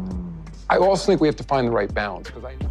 Now listen, this is Adam Silver, the literal commissioner of the NBA, and in this interview, he confirms several things. 1, that the NBA wants more offense. 2, that the NBA is making it easier for offensively skilled players to operate. And 3, that the NBA is less physical than it once was. This is the most powerful man in the league and the guy who officially oversees the NBA. I don't care if a former role player, a podcaster, or a YouTuber says that players are just better and that scoring isn't easier today. Adam freaking Silver is literally saying that the league has an agenda to make it easier. And of course, the numbers back that up. By the way, this isn't anything new for Silver, as he's been making comments like this as far back as 2018. When you hear these statements from him and see his perspective, then it's no wonder why offense has been dramatically climbing since he took over around 10 years ago. So here's how I personally process this. I don't want to be the kind of person who's on either side of the extreme. I don't want to be swooning over these modern players, just glazing them and saying they're better than former greats just because their numbers look better on the surface level. But at the same time, I don't want to be an angry old head who just slanders these star players for the changes the league office is responsible for. The way some of these 70-point games get criticized would have you thinking that it's almost seen as a bad thing. On one hand, I appreciate the fact that we're witnessing some incredibly talented players, and I believe simply the best era of perimeter shooting. These guys deserve the appreciation for what they're doing. But on the other hand, yeah, I think MJ would average 40, I think Kobe would score at least 90 in this era, and I think Bird and Magic would have averaged a triple-double. You can appreciate the greatness we're seeing today while still acknowledging that it's an era that fuels offensive greatness. That's at least my stance on it. The NBA has changed a lot over the years, and with massive TV deals and with the game being as global as it is today, it's hard to envision a time where the league was in danger of dying completely. But that was the reality the NBA was in the 1970s. In an attempt to create more interest in the product, The two fiercely competitive leagues, the ABA and the NBA, merged together in 1976. And although it did raise the level of interest in the league temporarily, it was only a matter of time before it fizzled out completely. You see, the league's popularity was hindered by a multitude of issues in the late 70s. For one, racial tension was a major issue, as some players and styles were not fully embraced by the general audience. The contrasting styles of the ABA players and the NBA players were not conducive to a united basketball fandom at that time, as NBA fans preferred more of a fundamental and traditional approach, while ABA fans enjoyed the more flashy and modern aspects of the evolving game. Beyond that, harmful substances were basically everywhere throughout the league, which not only affected the game's image, but even the product on the court, as many players were not on their best behavior, and on-court fighting was nearly a nightly occurrence. Then begins the 1979 to 1980 season, where Magic Johnson and Larry Bird made their debut into the league. In future videos, I'll talk more about Bird's role in all of this, but this one is focused specifically on Magic and Showtime. What Earvin Magic Johnson brought to the game was just that, magic. Unlike the perception of the league throughout the late 70s, Magic was the definition of class, mixed with the shine of Hollywood showmanship. He was dazzling and incredibly skilled, but he always did it with a smile on his face. Magic's supreme confidence, charisma, and charm was exactly what the league desperately needed, and he didn't waste any time becoming the face of the league, as he famously won the NBA championship and the Finals MVP in just his rookie season. One of the most underrated aspects of Magic's character was his humble leadership. Unlike Shaq and Kobe of the 2000s, Magic was quick to tell his co-star Kareem Abdul-Jabbar that it was his team, and Magic would publicly make that claim in interviews as well. Kareem was known as the captain and Magic was known as Magic, and both players were content and thrived in those roles. Magic's leadership was contagious, and as an old mentor once told me, groups take on the image of their leader, and this was certainly the case for Magic and the Lakers, as they fed off of his enthusiasm, energy, and competitive drive. Not only did Magic want to constantly push the tempo, but his teammates embraced that style and excelled in it, as players like James Worthy and Byron Scott learned to acclimate their games to perfectly suit Magic's style. Thus, Showtime was born, an amazing and dazzling product that had the flair and fast-paced action of a Hollywood thriller. It was a unique time in the league, as one specific player wasn't the hottest ticket in sports, but rather it was the entire offense that emphasized teamwork, speed, and efficiency. Thanks to their brilliance and thanks to their legendary rivalry with a very different Boston Celtics, the league's ratings skyrocketed to an extent that pro basketball had never seen before. Not only was the Showtime era the most important time in Lakers franchise history, but they've also become a symbol and the standard of what basketball should be and is meant to be. Anytime a team executes teamwork in transition with precision and excellence, everybody is quick to call it Showtime. Teams, coaches, and players have been striving to emulate that same level of excellence, dominance, and entertainment for decades at this point. And I think it's fair to say that none of them have ever pulled it off completely. That is how the Showtime Lakers played the majority role in saving the NBA, and that is how they will always be honored and remembered. Hey guys. Obviously, I'm not Johnny. My name is Russell Broderick, or Derek White apparently for some of you, and I've been the editor here for the channel for the better part of a year now. Johnny, as we talked about on the NBA Finals preview pod, is moving this weekend, and that gave me the opportunity to do a video that I've been wanting to do for quite some time now. So, Bill Simmons had this clip from his podcast on his YouTube channel called The History of the NBA's Best Player Belt, where he looked at the players throughout NBA history since 1970 that held the NBA's Best Player Championship. I love this idea, And I've been thinking about this premise in this unique way for a long time as a really big pro wrestling fan. But I personally would go about who I picked a little bit differently than Bill. So here's my plan. I'm going to go all the way back to 1960 to determine who was the league's best player in each era and who are the rightful holders of the NBA's best player championship belt. Here's my criteria. So first and foremost, personal accolades like MVPs, championships, finals MVPs, and all NBA selections. Because basketball, more than any other team sport, can be impacted and influenced by one single player. So hardware like rings and MVPs are great indicators of who had the belt in their era. Second, playoffs. Playoff wins, rounds won, meaning how far these belt holders went each postseason, and their personal playoff stats. Because obviously the regular season matters way less today than in previous eras, but the playoffs have always shown who the best teams and players are in the league. So I'll be factoring that in greatly to determine our belt holders. Third, league shifting ability, meaning did this player change the way basketball is played? If so, that receives a bonus. I can't really explain that more without giving some stuff away, but I'll be sure to explain more when the time comes and we have a player where that is a very big impact, and we will have a few in that category. And lastly, team quality. Were you on the most talented team, or did you carry teams with less talent?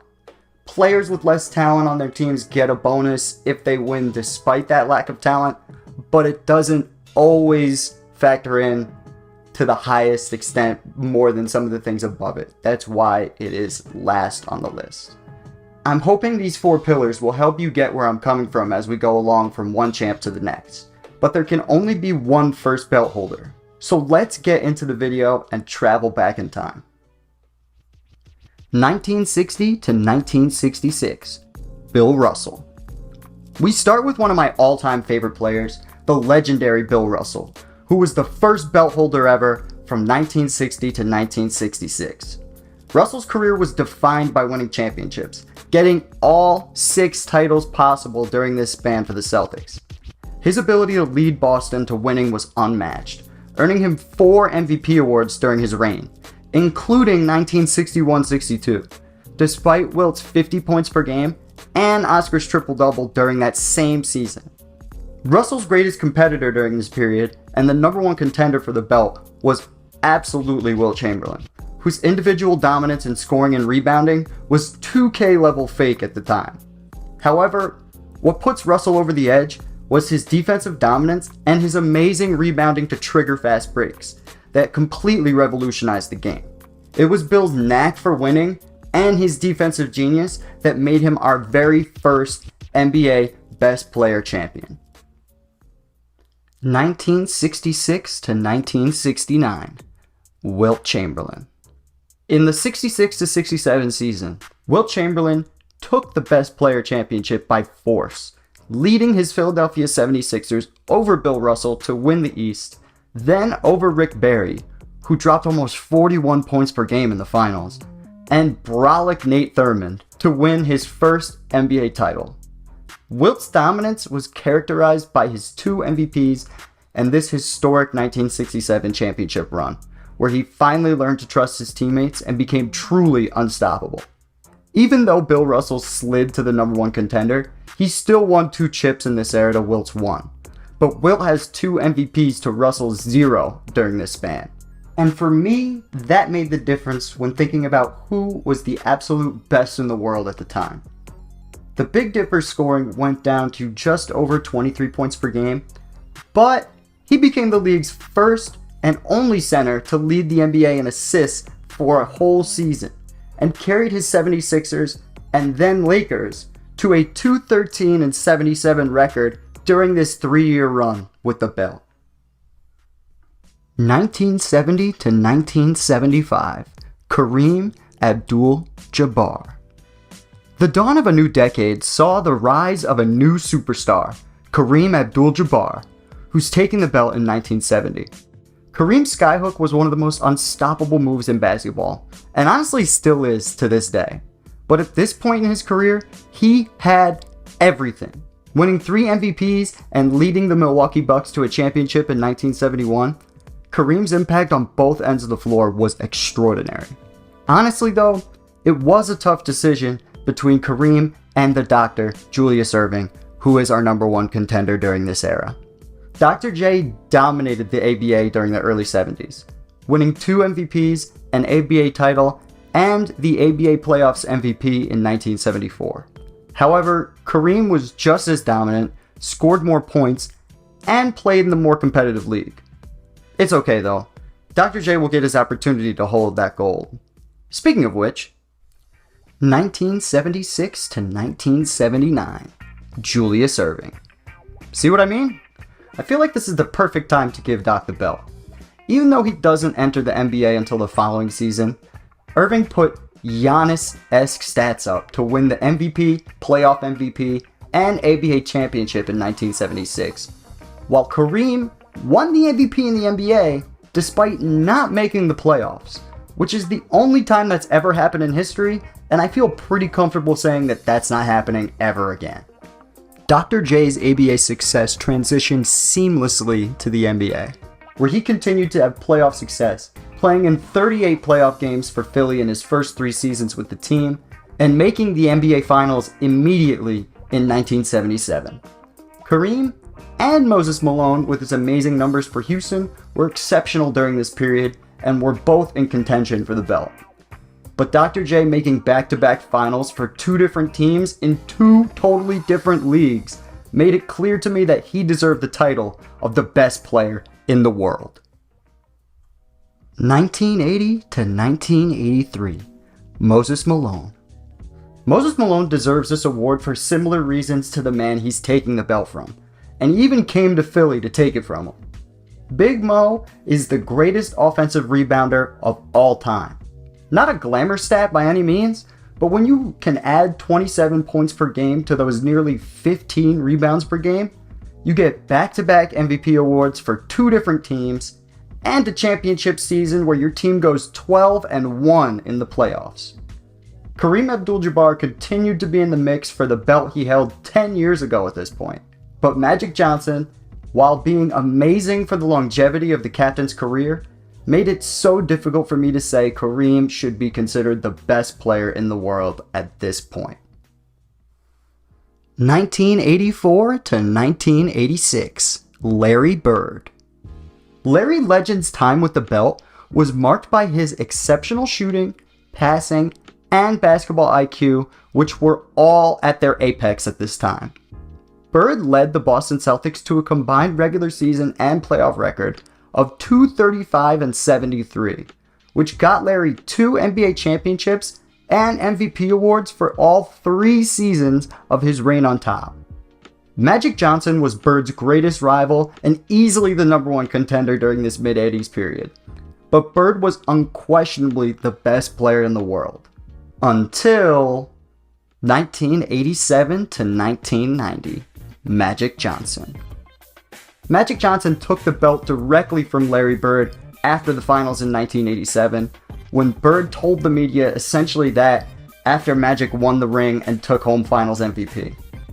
Magic's versatility, court vision, and leadership were unmatched after he took the proverbial keys from Kareem and drove the Showtime Lakers to the finals in 3 out of the 4 years he was on top and held the belt. Michael Jordan was beginning to rise and was the obvious number 1 contender in the late 80s, but Magic was completely dominating in every aspect of the game at this point and was undeniably the best player in the world in the late 80s. 1991 to 1993, Michael Jordan. It's amazing how the belt continued to be up for grabs during the NBA Finals for these last few champions, and MJ finally getting his hands on the gold was no exception. Many believe that Magic was a washed-up version of himself by 1991, largely because he'd be retired by the very next season due to the HIV virus. However, Magic was second in MVP voting in 91, and got his team to yet another NBA Finals, so for me it's a very legitimate passing of the torch, or in our case, the belt. MJ was king of the world from 91 to 93, and in my opinion was the absolute best version of himself, combining elite athleticism with next-level two-way basketball IQ. Jordan's scoring ability, defensive prowess, and competitive drive led the Bulls to their first three-peat. Charles Barkley and David Robinson were exceptional also in this time, but Jordan's unmatched success in this era made him clearly the best player in the world, by a comfortable margin. 1994 and 1995, Hakeem Olajuwon. With Jordan temporarily retired, the belt was essentially vacated for the first time ever, and there were a ton of contenders chomping at the bits to take the crown. One man was able to snatch the belt from the crowd of contenders, and his name is Hakeem the Dream Olajuwon.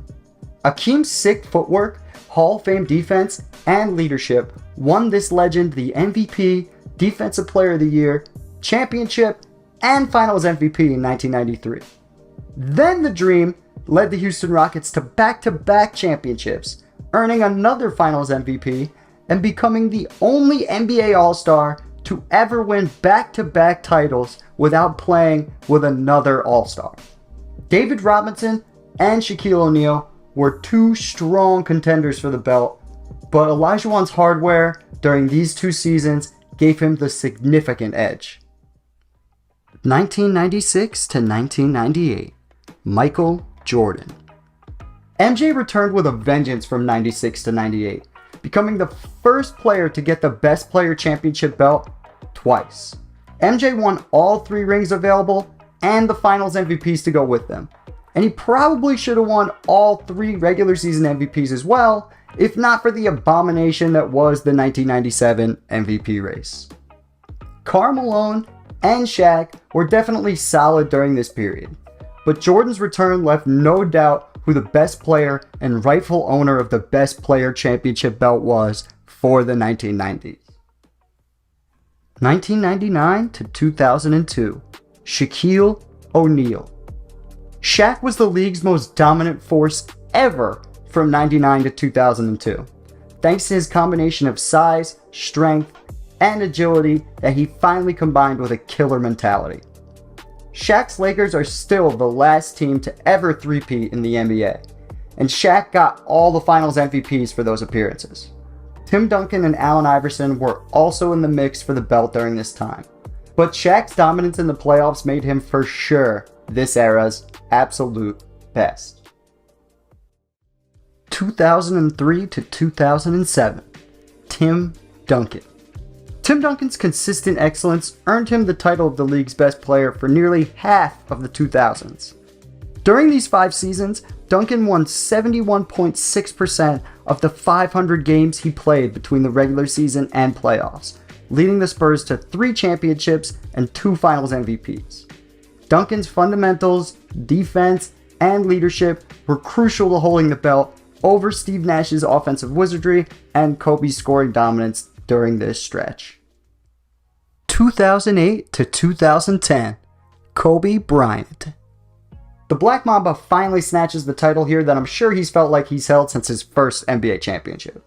Kobe carried the Lakers to all 3 NBA Finals during this 3-year stretch, and won 2 championships and Finals MVPs to go with them.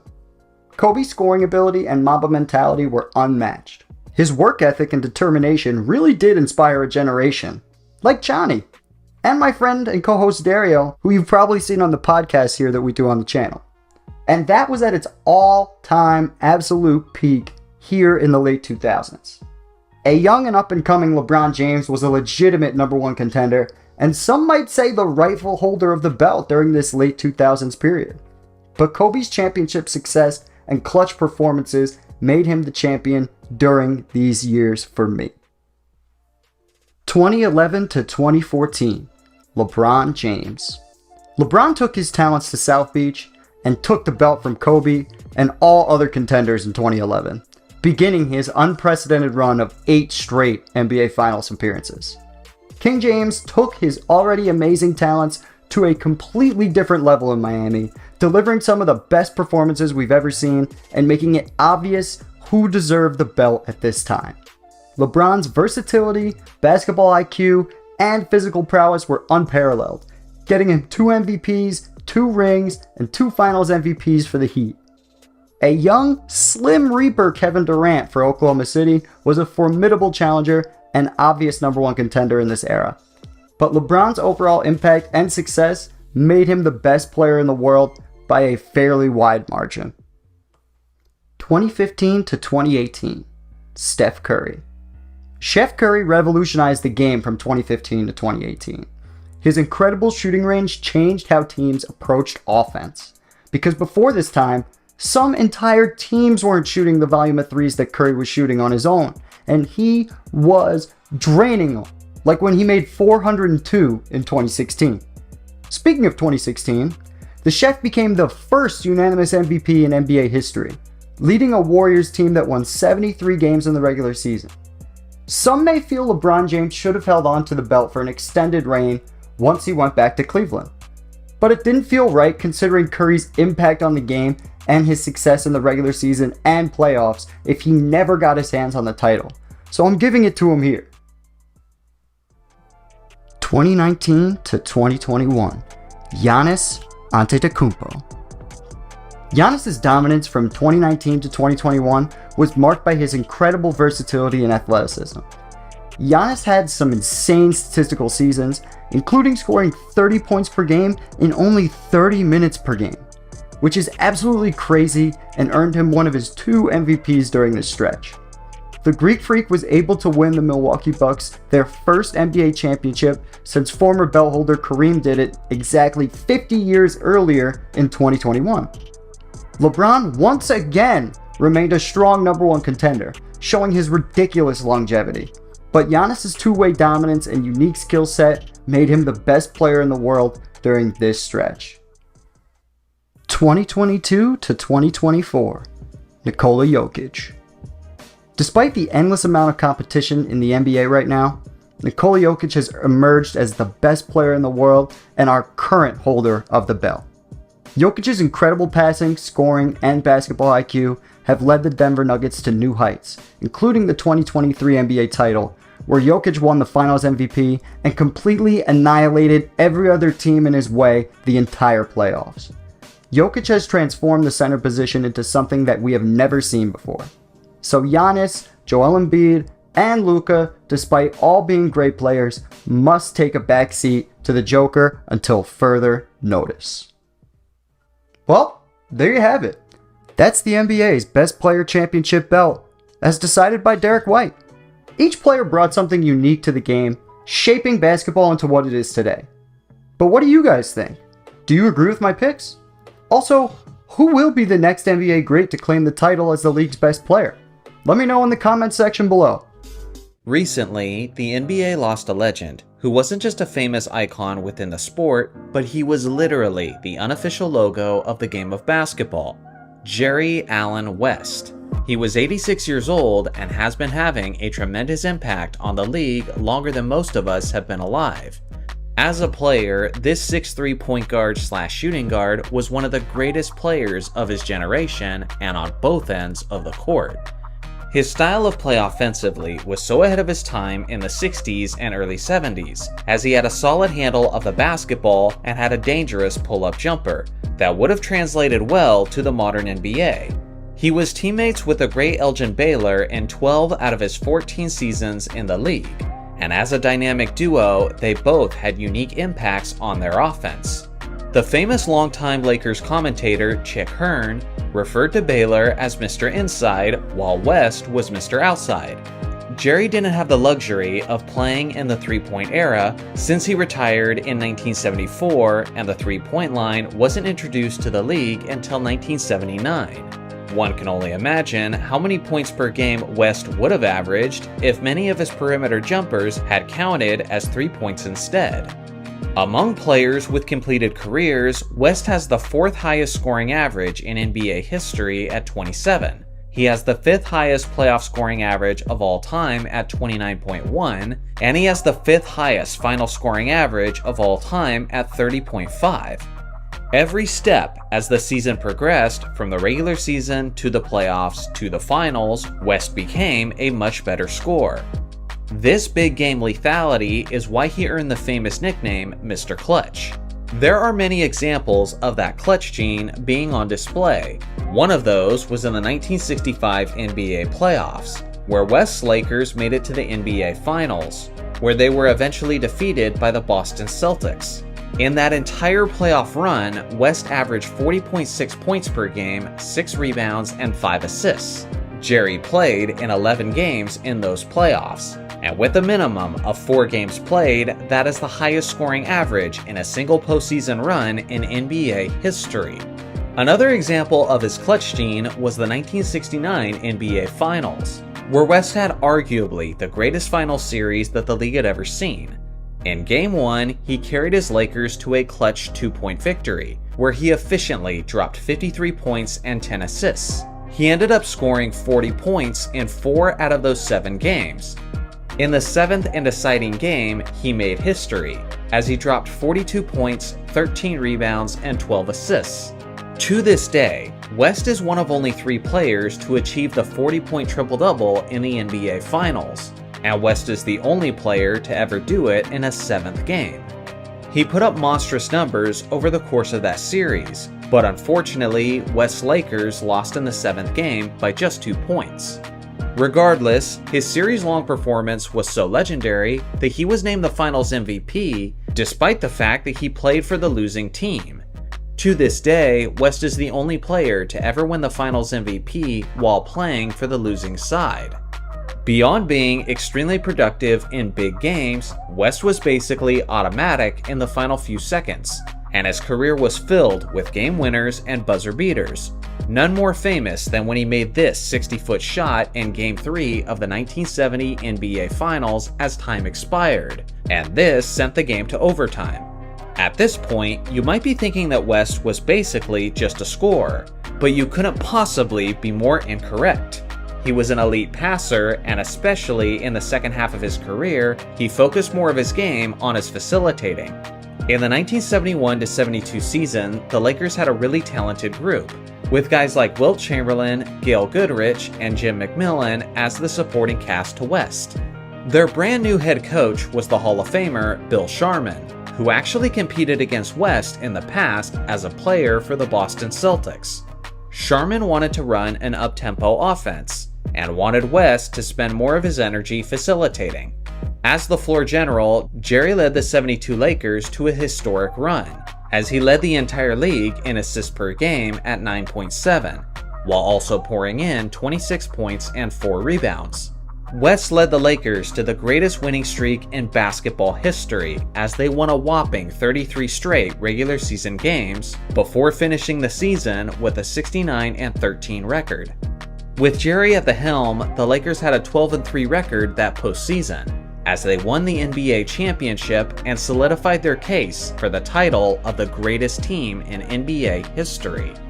With this ring, West had finally broken through and won that elusive championship, after years of falling to Bill Russell and the more talented Boston Celtics. In fact, West had a 1-8 NBA Finals record, which has led many modern fans to question the legitimacy of his Mr. Clutch nickname. But when you understand the context of his era, and the fact that the opposing Celtics were loaded with way more Hall of Famers, while West was still playing incredible in his losing performances, then it starts to make a bit more sense. Easily, the most underrated part of his game, though, was his all-time great defense. Jerry was known by his peers as a smothering defensive player, and was especially skilled at causing turnovers. Simply put, he was one of the greatest pickpockets in the history of the game, and he was one of the greatest shot-blocking guards that the game had ever seen as well. Unfortunately, he simply played in the wrong era for all of his defensive stats and accolades to be tracked. For one, blocks and steals were not officially tracked until the 1973-74 season, which just happened to be West's final year in the NBA at the age of 35.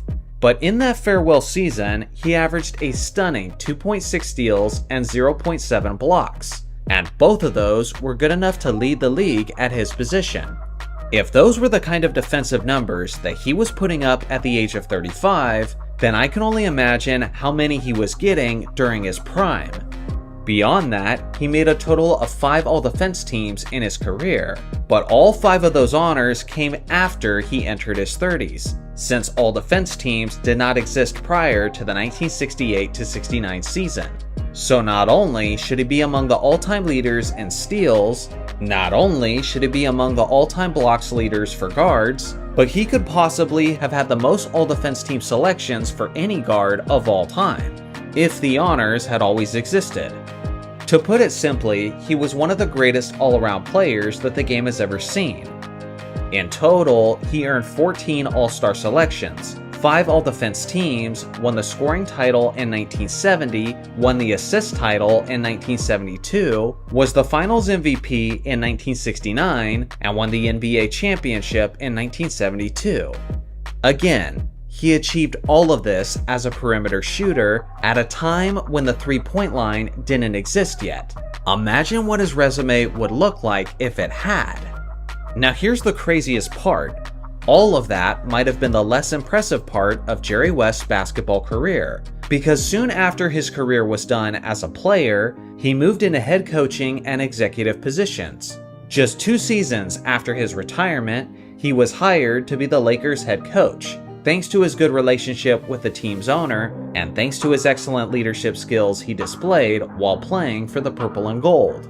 After the Lakers had failed to make the playoffs in back-to-back seasons, West stepped in and coached the Lakers to 3 straight playoff appearances, including a trip to the Western Conference Finals in his first year at the helm. Now, after those 3 coaching seasons were done, he moved into a different role that he was more passionate about, which was a lead scout. For 3 years, he evaluated talent and helped the Lakers organization make selections that would build their next dynasty. Eventually, he got promoted and became the general manager of the Los Angeles Lakers in 1982. And one of the first major moves he made in that position was drafting big game James Worthy in the 1982 NBA draft. Worthy was the perfect complementary star to Magic Johnson's fast-paced offense. With the team, Worthy would go on to win 3 championships in Los Angeles, including the season where he was the Finals MVP in 1988. After the retirement of Magic Johnson in 1991, the Lakers' future was in question, but West quickly rebuilt the team into a competitive force and had them in the conference semifinals by 1995. That year, he was honored as the NBA Executive of the Year, but he was just getting started. Under his leadership, the Lakers were ready to take the next step, and in a major way. On July 11, 1996, West made an extremely bold move, as he traded the Lakers starting center Vlade Divac for a 17-year-old fresh out of high school Kobe Bryant. This was an extremely gutsy move at the time, because Kobe was seen as a bit of an unproven wild card, while Vlade was the team's starting center when they went to the 1991 NBA Finals. Although the Lakers traded for Kobe from the Hornets, who took him with the 13th overall pick, West has said that he would have taken Kobe with the first overall pick if he had the choice. Now the Lakers were without a starting center, and West looked to fill that role rather quickly, and he did it in a very explosive fashion. Just 1 week later, West shocked the basketball world by convincing Shaquille O'Neal to leave the Orlando Magic and sign with the Los Angeles Lakers. And just like that, West had built the foundation of a dynasty yet again. Shaq and Kobe would go on to win 3 championships together in 4 finals appearances. And after the Diesel's departure, Kobe would go on to win 2 more additional championships. Obviously, West's impact and influence as a Laker great had been immortalized. When you look at the combination of his playing career, his coaching career, and his executive career, he's probably the favorite for the title of the greatest overall Laker in franchise history. But he wasn't done having an impact on the game of basketball. Seeking more mountains to climb and conquer, West became the general manager of the Memphis Grizzlies between 2002 and 2007. In that time, he built a surprisingly competitive squad that was able to make the playoffs for the first time in franchise history. In fact, they went to the playoffs for 3 straight seasons under West. After a 4-year break, West joined the Golden State Warriors in 2011 as an executive board member and as a minority owner. He helped build the Dubs into yet another dynasty team. One of his more influential decisions came in 2014, when the Warriors were considering trading a young and upcoming Klay Thompson for a prime Kevin Love, who at the time was seen as one of the best bigs in the entire league. Jerry West was extremely opposed to his team trading Klay, and threatened to leave the organization if they made the deal. In light of this, the Warriors decided to keep Klay, and would go on to win 4 NBA championships for the Golden State Warriors. But that wasn't his only major contribution to the Dubs dynasty, as he was a major part of the recruitment pitch to sign Kevin Durant in 2016. After that, West was once again seeking yet another challenge, and decided to join the LA Clippers in 2017 as an executive board member and as a consultant. Although that team never became a dynasty under his watch, he did help them acquire lots of star power that translated into them being Western Conference contenders. In total, he won 1 championship as a player and 8 championships as an executive. But in reality, he contributed to way more titles than just that. Looking at his full resume, we have to ask ourselves, has there ever been one person who's been more influential to shaping the NBA's history than Jerry West? Honestly, it would be hard for me to say yes. Sadly, the NBA lost one of the greatest basketball minds of all time, and although he unofficially became the logo because of his playing career, in reality, he's a symbol of the game of basketball for so many reasons beyond that. West was the embodiment of a competitive spirit. You'll never find anyone more passionate about the game of basketball. Even well into his 80s, he never stopped seeking new challenges. He never stopped finding new ways to win. In a way, he was everything that basketball lovers aspire to be. He was driven, he was relentless, he was passionate, he was team-focused, and above all, he was a winner, all the way up to the very end. As a lifelong Lakers fan, and as a basketball fan in general, thank you for everything, Jerry West. So many of our smiles, so many of our victories, and so many of our days rejoicing all go back to you. People may argue about who the logo should be for years to come, but for obvious reasons, you'll always be the logo to me.